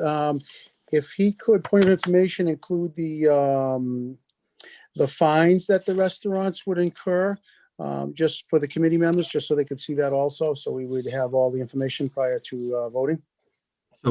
So that was just a request we sent out. Councilor LeBlanc moves to take the general ordinance plastic bag fines from the table. All those in favor say aye. Aye. Aye. Opposed? Aye. The ayes have it. So Councilor LeBlanc, you're asking that he give us that language too. I don't think it's a language. I think it was almost like a chart of the fines, if I remember correctly. Yeah, that's how they usually look. Perfect. That's First great. offense, second offense. All right. Thank And you that's very coming much. from- That's coming from the Nope. clerk. Thank you. There's no comments. I'll lay it back on the table. Councilor LeBlanc moves to place that matter back on the table. All those in favor say aye. Aye. Aye. Opposed? The ayes have it. Is there anything else that anyone wanted to touch on tonight? I have a request for the clerk. The 2 oldest matters on the docket, 6/13/2016 standards and curbs and sidewalk resolution. And then from 11/14/2016, those both are from 2016. Those are the oldest on the docket. There's a quit claim deed for Prospect Street property from the mayor. If I could just ask you to go back and take a look to see what those are, and if you could include those when you get us that information, just so that we can see if that's something that we should be filing or if that's something that needs to have more work that has to be done, I would appreciate that. Any other matters that the committee would like to take a look at right now? Yes. Councilor LeBlanc. Thank you very much, Mr. Chairman McLaughlin. I would like to take off the table the fuel storage, just for an update as to where we stand and how to proceed with it. I believe that's 11/12/2019. Council LeBlanc moves to take from the table the fuel storage permit resolution. All those in favor say aye. Aye. Aye. Opposed? The ayes have it. Council LeBlanc. Thank you. Just, it was a quick question for an update as to where we stand and where to go with it. Mr. Clerk, where are we with that? I think Attorney Azadi provided an opinion that gives you, I think she provided an opinion on a draft ordinance. So, I mean, I think you have to look at it and see if you want to give it a first reading. I think that's where we are. I might have to double check, but I thought we were at the point where she had, and yeah, I thought she had sent over a draft ordinance for you guys to give a first reading to. And again, I don't know if people had a chance to digest this. We did, as I go through my files quickly here, we had a memo from January 8th, 2021 from Attorney Azadi, where she was responding to our most recent question. And she included with it draft language. So I would ask, and Council LeBlanc, stop me if this doesn't work for you. I'd ask that we just digest this with the intention of moving forward with it at our next committee meeting. Does that work for you, Council LeBlanc? Yeah, absolutely agreed. I'd like everyone to get, last look at it and make sure no one has any issues with it, and then propose it to move forward. So I thank you very much, Mr. Chairman, for your input. I'm not sure we got this in the packets, but I do know that we did get, again, the email from Attorney Azadi, January 8th, 2021. So that can be your reference point to just look at what she sent us. If Mr. Clerk could just distribute via email a copy of that to the committee members, just to make sure they have a chance to read it, that would be appreciated. Okay, thank you, Councilor. Councilor moves to place that matter back on the table. All those in favor say aye. Aye. Aye. Opposed? And You just have it. Councilor LeBlanc. thank you very much. One more item. I move to take the municipal projects off the table. Looking for the date now.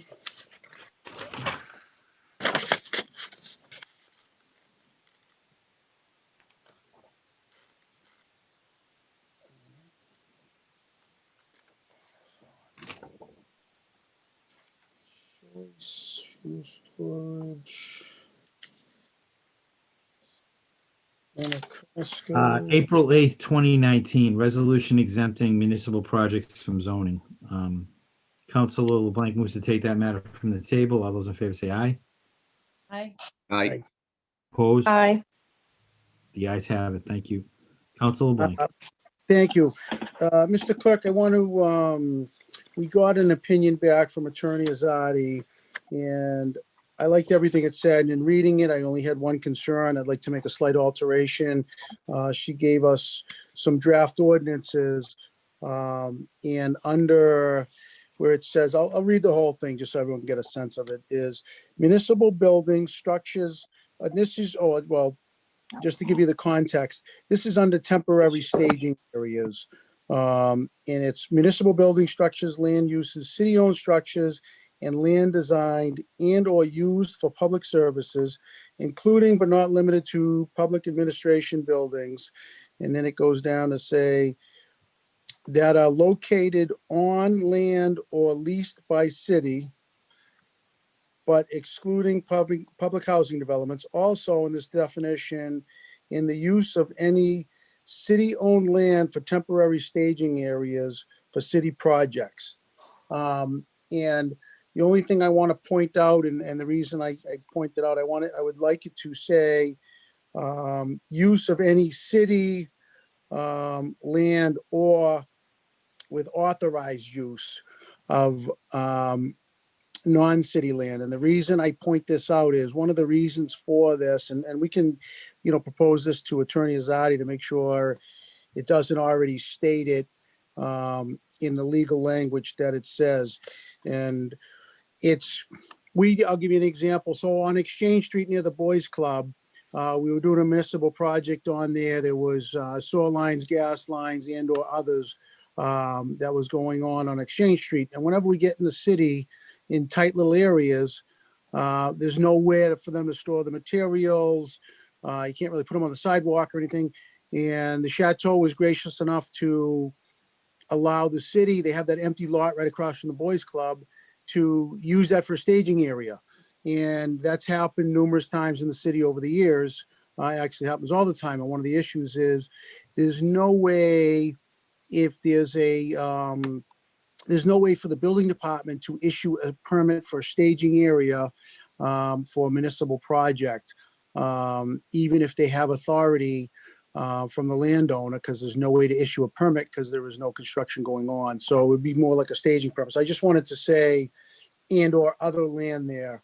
And I can give you a highlighted version to send to the clerk and ask the chairman if that's what the course of action should be, to then send it back to the law department to have them review that one point, or what? Thank you. So to the rest of the committee, January 21st, 2021, Attorney Azadi responded to our request with a memo, 2-page memo, and also 2 pages of language and a map.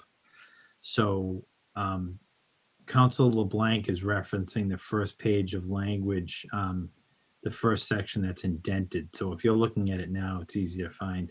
And if you don't have it in front of you, you can again go back to that memo from Attorney Azadi from January 21st, 2021. So what, and Clerk Vazad, stop me if you think it's not the best way to approach it. If Council LeBlanc gives you a request to send to the law department with that information, and Council Blank, correct me if I'm wrong, you said you'd mark up some of the language that you could attach to the request? Yeah, and it's only a simple modification of and I know attorneys use that term, simple modification, but it's just adding in the word or land that could be used by the city. Because I know, like up on Chapella Road, we're using the power lines for staging area. And again, I don't know what kind of property that is up there, but it's the city cannot permit it, so it affects municipal projects. So I could just change those words and submit. All right, so you're going to give Council LeBlanc will give that request to the clerk to send to the law department. Clerk Vazad, that works? That works. All right, you've heard a sense of the request. All those in favor say aye. Aye.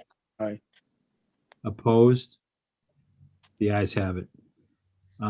Thank you. Council LeBlanc moves to place that matter back on the table. All those in favor say aye. Aye. Aye. Aye. Opposed? The ayes have it. Thank you very much. Any other matters at this time? I did not think we would be wrapping up this early. Councilor Darcy, do you have anything? No, I'm just going to go out to shovel. I'm going to wait till the morning. Although you have a very white background. It looks like that's a snow-filled background. It's snowing inside the house. It's much heavier in North Waltham, apparently. They got killed. I'm also very happy. The hotspot on my phone has held up this whole time that I'm with you. I've got to find out what's wrong with my internet.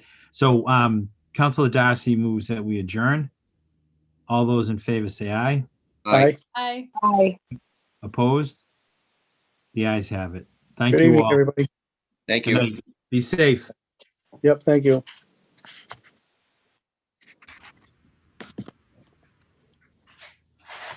Thanks.